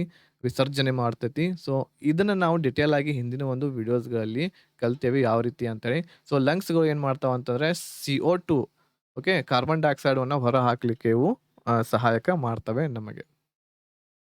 ಈಗ ನೋಡಿ ಇಲ್ಲಿ ಶ್ವಾಸಕೋಶ ಅಂತ ಹೇಳಿದೆ. ಶ್ವಾಸಕೋಶ ಮಾನವನು ಉಸಿರಾಟ ಕ್ರಿಯೆಯಲ್ಲಿ CO2 ಕಾರ್ಬನ್ ಡೈಆಕ್ಸೈಡನ್ನು ನಿಶ್ವಾಸದ ಮೂಲಕ ಶ್ವಾಸಕೋಶಗಳ ಸಹಾಯದಿಂದ ಹೊರಗೆ ಹಾಕ್ತಾನೆ. ಓಕೆ. ಶ್ವಾಸಕೋಶದ ಸಹಾಯದಿಂದ CO2 ನಾವೇನ್ ಮಾಡ್ತೇವೆ ಹೊರಗೆ ಹಾಕ್ತೇವೆ. ಇದು ಶ್ವಾಸಕೋಶದ ಕೆಲಸ. ಅದರ ಜೊತೆಗೆ ಲಾರ್ಜ್ ಇಂಟೆಸ್ಟೈನ್ ಅಂತ ಹೇಳಿ ಇದನ್ನು ಸಹ ನಾವು ಕಲ್ತೇವಿ. ಅಂತಂದ್ರ ಕನ್ನಡದಲ್ಲಿ ಏನಂತ ಹೇಳ್ತೇವೆ ಇದಕ್ಕೆ ನಾವು ದೊಡ್ಡ ಕರಳು. ದೊಡ್ಡ ಕರಳು ಬಗ್ಗೆ ನಾವು ಸಂಪೂರ್ಣವಾಗಿ ನೋಡೇವಿ. ದೊಡ್ಡ ಕರಳು ಏನನ್ನ ಹೊರಗೆ ಹಾಕ್ತೈತಿ, ಅದು ಮಲವನ್ನ ಹೊರಗೆ ಹಾಕ್ತೈತಿ. ಯಾವ ಒಂದು ರೂಪದಲ್ಲಿ ಶೇಖರಣೆ ಆಗಿರ್ತೈತಿ, ಅದು ಕಾಯಿಲ್ ಅನ್ನುವಂಥ ರೂಪದಲ್ಲಿ ಶೇಖರಣೆ ಆಗಿರ್ತೈತಿ. ಇದನ್ನೆಲ್ಲವೂ ಸಹ ನಾವು ಡಿಟೇಲ್ ಆಗಿ ಹಿಂದಿನ ಒಂದು ವಿಡಿಯೋದಲ್ಲಿ ಚರ್ಚೆಯನ್ನ ಮಾಡೇವಿ. ಇದಾದ ನಂತರ ನೆಕ್ಸ್ಟ್ ಇರುವಂತದ್ದು ಯಾವುದು ಪಿತ್ತಕೋಶ. ಪಿತ್ತಕೋಶ ಅಂತಂದ್ರೆ ಇದು ಲಿವರ್. ಸೊ ಲಿವರ್ ಶರೀರದಲ್ಲಿ ಅಮೋನಿಯಾ ಆಗಿ ನಾವು CO ದಿಂದ ಗುರುತಿಸ್ತೇವೆ. ಶರೀರದಲ್ಲಿರುವಂತಹ ಅಮೋನಿಯಾವನ್ನ ತಯಾರು ಮಾಡುವಂತದ್ದು ಅದು ಯಾವುದು ಅಂತಂದ್ರೆ ಪಿತ್ತಕೋಶ. ಓಕೆ. ಶರೀರದಲ್ಲಿ ಅಮೋನಿಯಾ ತಯಾರಾಗುತ್ತದೆ. ಈ ಶರೀರದಲ್ಲಿ ಅಮೋನಿಯಾ ತಯಾರು ಆಗಿರುವಂತದ್ದು ಇದು ಯೂರಿಯಾ ಆಗಿ ಪರಿವರ್ತಿಸುವಂತಹ ಕೆಲಸ ಯಾವ್ದು ಮಾಡ್ತೈತಿ ಪಿತ್ತಕೋಶ. ಪಿತ್ತಕೋಶದಲ್ಲಿ ಅಮೋನಿಯಾ ತಯಾರಾಗೋದಿಲ್ಲ. ನಮ್ಮ ಶರೀರದಲ್ಲಿ ಆಲ್ಮೋಸ್ಟ್ ಏನಪ್ಪಾ ಅಂತಂದ್ರ ಅಮೋನಿಯಾ ತಯಾರಾಗ್ತಿರ್ತೈತಿ, ಪ್ರೊಡ್ಯೂಸ್ ಆಗ್ತಿರ್ತೈತಿ. CO ಅನ್ನುವಂಥದ್ದು ತಯಾರಾಗ್ತಿರ್ತೈತಿ. ಅದನ್ನ ಏನ್ ಮಾಡ್ತೈತಿ ಅಮೋನಿಯಾವನ್ನ ಯೂರಿಯಾ ಆಗಿ ಪರಿವರ್ತಿಸುವಂತಹ ಕೆಲಸ ಮಾಡುವಂತದ್ದು ಯಾವುದು ಅಂತ ಹೇಳಿ ಕೇಳಿದ್ರೆ ಅದು ಪಿತ್ತಕೋಶ. ಅದು ಯಾವುದು ಲಿವರ್. ಓಕೆ. ಈಗ ಇಲ್ಲಿ ನಾವು ನೋಡೋಣ. ಪಿತ್ತಕೋಶಕ್ಕೆ ಸಾಗಿಸಲ್ಪಟ್ಟ ವಿಷಯುಕ್ತ ವಸ್ತುಗಳನ್ನು ನಾವು ವಿಷರಹಿತ ವಸ್ತುಗಳನ್ನಾಗಿ ಪರಿವರ್ತಿಸುವುದು. ನೋಡ್ರಿ ಅಮೋನಿಯಾ ಅನ್ನುವಂಥದ್ದು ಇದು ಒಂದು ವಿಷಯುಕ್ತವಾಗಿರ್ತಕ್ಕಂಥದ್ದು ಬಹಳ ಡೇಂಜರ್ ಆಗಿರ್ತಕ್ಕಂತಹ ವಸ್ತುವಾಗಿದೆ. ಇದನ್ನ ವಿಷರಹಿತ ಮಾಡೋದು. ವಿಷರಹಿತ ಆಗಿರುವಂಥದ್ದು ಯಾವುದು ಯೂರಿಯಾ. ಒಂದ್ ಸ್ವಲ್ಪ ಕಡಿಮೆ ವಿಷರಹಿತ ಆಗಿರ್ತಕ್ಕಂಥದ್ದು ಯೂರಿಯಾಗೆ ಪರಿವರ್ತಿಸುವಂತಹ ಕೆಲಸ ಮಾಡುವಂಥದ್ದು ಪಿತ್ತಕೋಶ. ಸೊ ಇದನ್ನ ಏನ್ ಮಾಡ್ತೈತಿ ಅದು ಪರಿವರ್ತನೆಯನ್ನ ಮಾಡಿ ರಕ್ತದ ಮೂಲಕ ಮೂತ್ರಜನಕಾಂಗಕ್ಕೆ ಸಾಗಿಸಿ ವಿಸರ್ಜಿಸುವಂತೆ ಮಾಡ್ತೈತಿ. ಸೊ ಇಲ್ಲಿ ಪ್ರೊಡ್ಯೂಸ್ ಆಗಿರ್ತಕ್ಕಂತಹ ಇದು ಕನ್ವರ್ಟ್ ಮಾಡಿರ್ತಕ್ಕಂತಹ ಯೂರಿಯಾ ಏನಿದೆ, ಈ ಯೂರಿಯಾವನ್ನ ಪಿತ್ತಕೋಶ ಏನ್ ಮಾಡ್ತೈತಿ ಎಲ್ಲಿ ಕಳಿಸ್ತೈತಿ ಮೂತ್ರಜನಕಾಂಗಕ್ಕೆ ಕಿಡ್ನೀಸ್‌ಗಳಿಗೆ ಕಳಿಸ್ತೈತಿ. ಸೊ ಆ ಕಿಡ್ನೀಸ್‌ಗಳು ಏನ್ ಮಾಡ್ತವೆ ಮೂತ್ರದಲ್ಲಿ ಯೂರಿಯಾವನ್ನ ಸೇರಿಸಿ ಹೊರ ಹಾಕುವಂತ ಕೆಲಸ ಮಾಡ್ತೈತಿ. ಆದ್ದರಿಂದ ನಮ್ಮ ಮೂತ್ರ ಏನಿರ್ತೈತಿ ಅದರಲ್ಲಿ ಯೂರಿಯಾವನ್ನ ನಾವು ಹೆಚ್ಚಾಗಿ ಪಡಿತೀವಿ. ಓಕೆ. ಈಗ ಇಲ್ಲಿ ಇನ್ನೊಂದ್ ಸ್ವಲ್ಪ ನೋಡೋಣ ಯೂರಿಯಾ ಬಗ್ಗೆ. ಯೂರಿಯಾವು ಕಿಡ್ನಿಗೆ ಸಾಗಿಸಲ್ಪಡ್ತೈತಿ. ಸೊ ಮೂತ್ರ ಮೂಲಕ ಏನಪ್ಪಾ ಅಂತಂದ್ರೆ ಕಿಡ್ನೀಸ್‌ಗಳು ಏನ್ ಮಾಡ್ತವೆ ಆಹ್ ಯೂರಿಯಾವನ್ನ ಹೊರಗಾಕ್ತವೆ. ಇಲ್ಲಿ ಇನ್ನೊಂದು ಇಂಪಾರ್ಟೆಂಟ್ ಏನಪ್ಪಾ ಅಂತಂದ್ರೆ, ಯೂರಿಯಾ ಇರುವಂತದ್ದು ಬಹಳಷ್ಟು ಹೊತ್ತಿನವರೆಗೆ ಯೂರಿಯಾ ಆಗಿನೇ ಉಳಿಯೋದಿಲ್ಲ. ಅದು ಎಷ್ಟು ಅಂತಂದ್ರೆ 2 ರಿಂದ 3 ಗಂಟೆಯವರೆಗೆ ಇದು ಏನಪ್ಪಾ ಅಂತಂದ್ರೆ ಮತ್ತೆ ಯೂರಿಯಾದಿಂದ ಅಮೋನಿಯಾ ಆಗಿ ಪರಿವರ್ತನೆ ಆಗ್ತಿರ್ತೈತೆ ಅದು. ಅದ್ರ ಸಲುವಾಗಿ ನಾವು ಬೇಗ ಏನಪ್ಪಾ ಅಂತಂದ್ರೆ ಮೂತ್ರ ನಮ್ದು ಸ್ಟಾಕ್ ಆಯ್ತು ಅಂತಂದ್ರೆ ಅದನ್ನ ಏನ್ ಮಾಡ್ಬೇಕು ನಾವು ಬೇಗನೆ ಆ ಮೂತ್ರವನ್ನ ಹೊರ ಹಾಕ್ಬೇಕು. ಇಲ್ಲ ಅಂತಂದ್ರೆ ನಮ್ಮ ಮೂತ್ರದಲ್ಲಿ ವಾಸನೆ ಬರ್ಲಿಕ್ಕೆ ಸ್ಟಾರ್ಟ್ ಆಗ್ತೈತಿ. ವಾಸನೆ ಯಾಕೆ ಬರ್ತೈತಿ ಅಂತಂದ್ರೆ ಬಹಳಷ್ಟು ಹೊತ್ತಿನವರೆಗೆ ನಾವು ಮೂತ್ರ ಮಾಡ್ಲಿಲ್ಲ ಅಂತಂದ್ರೆ ವಾಸನೆ ಬರಲಿಕ್ಕೆ ಕಾರಣ ಏನು ಅಂತಂದ್ರೆ, ಆ ಮೂತ್ರದಲ್ಲಿರುವಂತಹ ಅಮೋನಿಯಾ, ಆ ಮೂತ್ರದಲ್ಲಿರುವಂತಹ ಯೂರಿಯಾ ಏನಿರ್ತೈತಿ, ಯೂರಿಯಾ ಮತ್ತೆ 2 ರಿಂದ 3 ಗಂಟೆ ಆದ ತಕ್ಷಣ ಮತ್ತೆ ಅಮೋನಿಯಾಗಿ ಪರಿವರ್ತನೆ ಆಗ್ತೈತಿ. ಓಕೆ. ಸೊ, ಈ ರೀತಿ ಏನಂತಂದ್ರೆ, ಈ ಅಮೋನಿಯಾ ಇರುವಂತದ್ದು ಬಹಳ ಡೇಂಜರಸ್ ಆಗಿರುವಂತದ್ದು. ಈಗ ನೋಡ್ರಿ, ಈ ಮೂತ್ರಾಲಯದಲ್ಲಿ ನಾವು ಹೋದಾಗ, ಅಲ್ಲಿ ಬಹಳಷ್ಟು ಜನರು ಬಹಳ ದಿವಸದವರೆಗೆ, ಬಹಳ ವರ್ಷಾನುಗಟ್ಲೆಯಲ್ಲಿ ಮೂತ್ರ ಮಾಡ್ತಿರ್ತಾರೆ. ಅಲ್ಲಿ ಸ್ಮೆಲ್ ಯಾಕೆ ಬರ್ತೈತೆ ಅಂತಂದ್ರೆ, ಅದು ಯಾವುದರ ಸ್ಮೆಲ್ ಅಂತಂದ್ರೆ, ಅದು ಅಮೋನಿಯಾದ ಸ್ಮೆಲ್ ಅದು. ಎದರ್ದು ಸ್ಮೆಲ್ ಅದು? ಅಮೋನಿಯಾದ ಸ್ಮೆಲ್ ಇರ್ತೈತಿ. ಸೊ, ಆ ಅಮೋನಿಯಾದ ಸ್ಮೆಲ್ ಯಾಕ್ ಬರ್ತೈತಿ? ನಾವಂತೂ ಮೂತ್ರವನ್ನ ವಿಸರ್ಜನೆ ಮಾಡಿರ್ತೀವಿ. ಮೂತ್ರದಲ್ಲಿ ಏನಿರ್ತೈತಿ ನಾವು ವಿಸರ್ಜನೆ ಮಾಡಿದಾಗ ಯೂರಿಯಾ ಇರ್ತೈತಿ. ಹೌದಾ? ಯೂರಿಯಾ ಇದ್ದದ್ದು ನೆಕ್ಸ್ಟ್ 2 ರಿಂದ 3 ಗಂಟೆ ಆದ್ಮೇಲೆ ಏನಾಗ್ತೈತಿ ಅದು ಮತ್ತೆ ಅಮೋನಿಯಾಗೆ ಕನ್ವರ್ಟ್ ಆಗ್ತೈತಿ. ಸೊ, ಅಮೋನಿಯಾ ಇರೋದರಿಂದ ಅಲ್ಲಿ ಬಹಳ ಡೇಂಜರ್ ಆಗಿರ್ತಕ್ಕಂಥದ್ದು ಇದು. ಆದ್ದರಿಂದ ಅಲ್ಲಿ ಸ್ಮೆಲ್ ಬರ್ಲಿಕ್ಕೆ ಸ್ಟಾರ್ಟ್ ಆಗ್ತೈತಿ. ನಾವು ವಿಷವನ್ನ ಸೇವಿಸಿದಾಗ ಓಕೆ. ವಿಷವನ್ನ ಸೇವಿಸಿದಾಗ ಡ್ಯಾಮೇಜ್ ಆಗುವಂಥದ್ದು ಭಾಗ ಯಾವುದು ಅಂತೇಳಿ ಕೇಳಿದ್ರೆ ಎಕ್ಸಾಮ್‌ದಲ್ಲಿ ಅದು ಯಾವ್ದು ಡ್ಯಾಮೇಜ್ ಆಗ್ತೈತಿ? ಲಿವರ್ ಡ್ಯಾಮೇಜ್ ಆಗ್ತೈತಿ. ಈಗ ನೋಡ್ರಿ ವಿಷ ಕೊಟ್ಟು ಯಾರಿಗಾದ್ರೂ ನಾವು ಸಾಯಿಸಿದ್ವಿ ಅಂತಂದ್ರೆ, ಸೊ ಅವಾಗ ಡಾಕ್ಟರ್ಸ್‌ಗಳು ಏನ್ ಮಾಡ್ತಾರೆ? ಚೆಕ್ ಮಾಡ್ತಾರೆ ಏನು ಅಂತೇಳಿ ಲಿವರ್‌ವನ್ನ ಚೆಕ್ ಮಾಡ್ತಾರೆ. ಲಿವರ್‌ದಲ್ಲಿ ವಿಷ ಸಿಕ್ಕಿತು ಅಂತಂದ್ರೆ, ವಿಷ ಇಲ್ಲಿ ಸ್ಟೋರ್ ಆಗ್ತೈತಿ. ಇಲ್ಲಿ ಸಿಕ್ಕಿತು ಅಂತಂದ್ರೆ, ಅವಾಗ ಇದು ಈ ವ್ಯಕ್ತಿಗೆ ವಿಷ ಕೊಟ್ಟು ಸಾಯಿಸಿದ್ದಾರೆ ಅಂತ ಹೇಳಿ ಇದರಿಂದ ಗುರ್ತ ಹಿಡಿತಾರೆ. ಯಾವುದರಿಂದ? ಲಿವರ್‌ದಿಂದ. ಓಕೆ. ಇದಾದ ನಂತರ ಡಯಾಟಮ್ ಅನ್ನುವಂಥದ್ದು ಒಂದು ಟರ್ಮ್ ಇರುವಂಥದ್ದು. ಡಯಾಟಮ್ ಅನ್ನೋದು ಏನಪ್ಪಾ ಅಂತಂದ್ರೆ, ಇದು ಚಿಕ್ಕದಾಗಿರ್ತಕ್ಕಂತಹ ಜೀವಾಣು ಇದು ಎಲ್ಲಿ ಸಿಗತೈತಪ್ಪಾ ಅಂತಂದ್ರೆ ನಮಗೆ ನೀರಿನಲ್ಲಿ ಇದು ಸಿಗುವಂಥದ್ದು ಡಯಾಟಮ್. ಈಗ ಒಬ್ಬ ವ್ಯಕ್ತಿಗೆ ನಾವು ನೀರಿನಲ್ಲಿ ಮುಳುಗಿಸಿ ಸಾಯಿಸಿದ್ವಿ ಅಂತಂದ್ರೆ, ಅವಾಗ ಆ ವ್ಯಕ್ತಿ ನೀರಿನಲ್ಲಿ ಉಸಿರಾಟ ಮಾಡ್ಲಿಕ್ಕೆ ಆಗೋದಿಲ್ಲ. ಸೊ, ಆ ಟೈಮ್‌ದಲ್ಲಿ ಅಲ್ಲಿರ್ತಕ್ಕಂತಹ ನೀರನ್ನ ಕುಡಿತಾನೆ. ಆ ನೀರು ಕುಡಿದಿರ್ತಕ್ಕಂತಹ ನೀರು ಎಲ್ಲಿಗೆ ಹೋಗಿ ಸ್ಟೋರ್ ಆಗ್ತೈತೆ ಅದು ಲಂಗ್ಸ್‌ದಲ್ಲಿ ಸ್ಟೋರ್ ಆಗ್ತೈತಿ. ಎಲ್ಲಿ ಹೋಗಿ ಸ್ಟೋರ್ ಆಗ್ತೈತಿ? ಲಂಗ್ಸ್‌ದಲ್ಲಿ.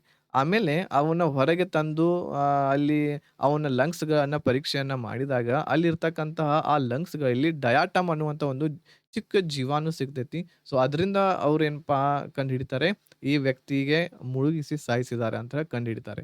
ಸೊ, ಈ ರೀತಿ ಆಹ್, ನಾವು ಮುಳುಗಿಸಿ ಸಾಯಿಸಿದ್ವಿ ಅಂತಂದ್ರೆ, ಈ ರೀತಿ ಇರ್ತಕ್ಕಂತಹ ಲಂಗ್ಸ್‌ಗಳನ್ನ ಪರೀಕ್ಷೆ ಮಾಡಿ ಡಯಾಟಮವನ್ನ ಸಿಕ್ತು ಅಂತಂದ್ರೆ, ನೀರಿನಿಂದ ಸತ್ತಿರ್ತಾನೆ ಅಂತೇಳಿ ಅಲ್ಲಿ ಫೈನಲ್ ಆಗಿ ಮಾಡ್ತಾರೆ ಡಾಕ್ಟರ್ಸ್‌ಗಳು.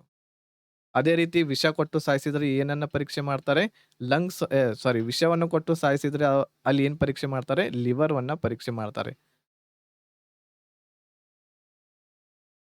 ಈಗ ಇಲ್ಲಿ ನಾವು ನೆಕ್ಸ್ಟ್ ಇನ್ನೊಂದ್ ಸ್ವಲ್ಪ ನೋಡೋಣ. ಇದು ನಮ್ಮ ಲಿವರ್ ಇರ್ತಕ್ಕಂಥದ್ದು ಯಕೃತ್ತು ಅಂತ ಹೇಳಿ ಹೇಳ್ತೇವೆ ನಾವು.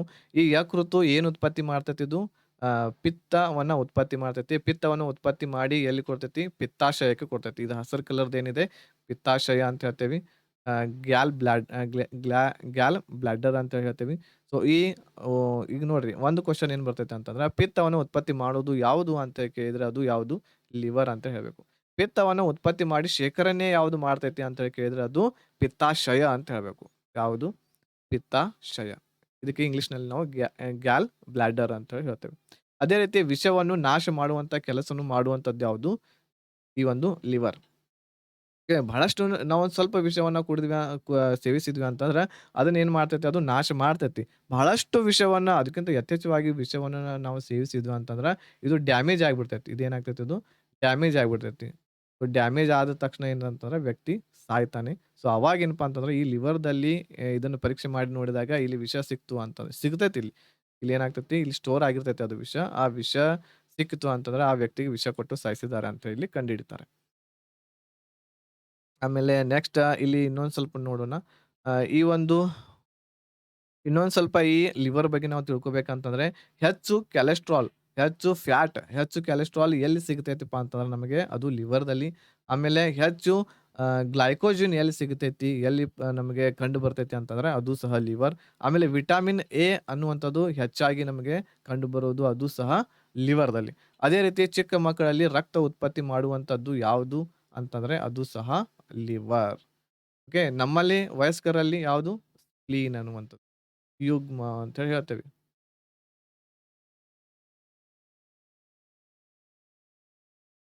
ನೆಕ್ಸ್ಟ್ ಇಲ್ಲಿ ಪಿತ್ತಾಶಯ ಬಗ್ಗೆ ಒಂದ್ ಸ್ವಲ್ಪ ನೋಡೋಣ. ಸೊ ಈ ಪಿತ್ತಾಶಯವನ್ನು ನಾವು ಮಿಕ್ಸ್ಡ್ ಗ್ರಂಥಿ ಅಂತ ಹೇಳ್ತೇವೆ. ಓಕೆ.